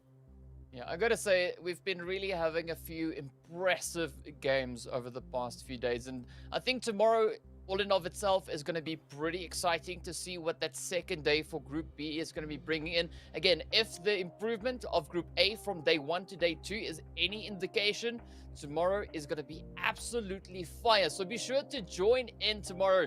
As you've pointed out, Highland Wolf and Span Cargo will be taking us through the games there tomorrow. So I want to give a big thank you to all the players for bringing in an absolutely fantastic day so far. Thank you to all the viewers that tuned in to watch. Big thank you going out to the production team. Shout out going to Xiaomi as well. And of course, thank you to Professor Tarzan for making it such an enjoyable day. And of course, we'll be seeing you guys back again next week when myself and Tarzan will be taking you through some more days. But join in tomorrow for some crazy Group B action. Have a fantastic evening and see you all later.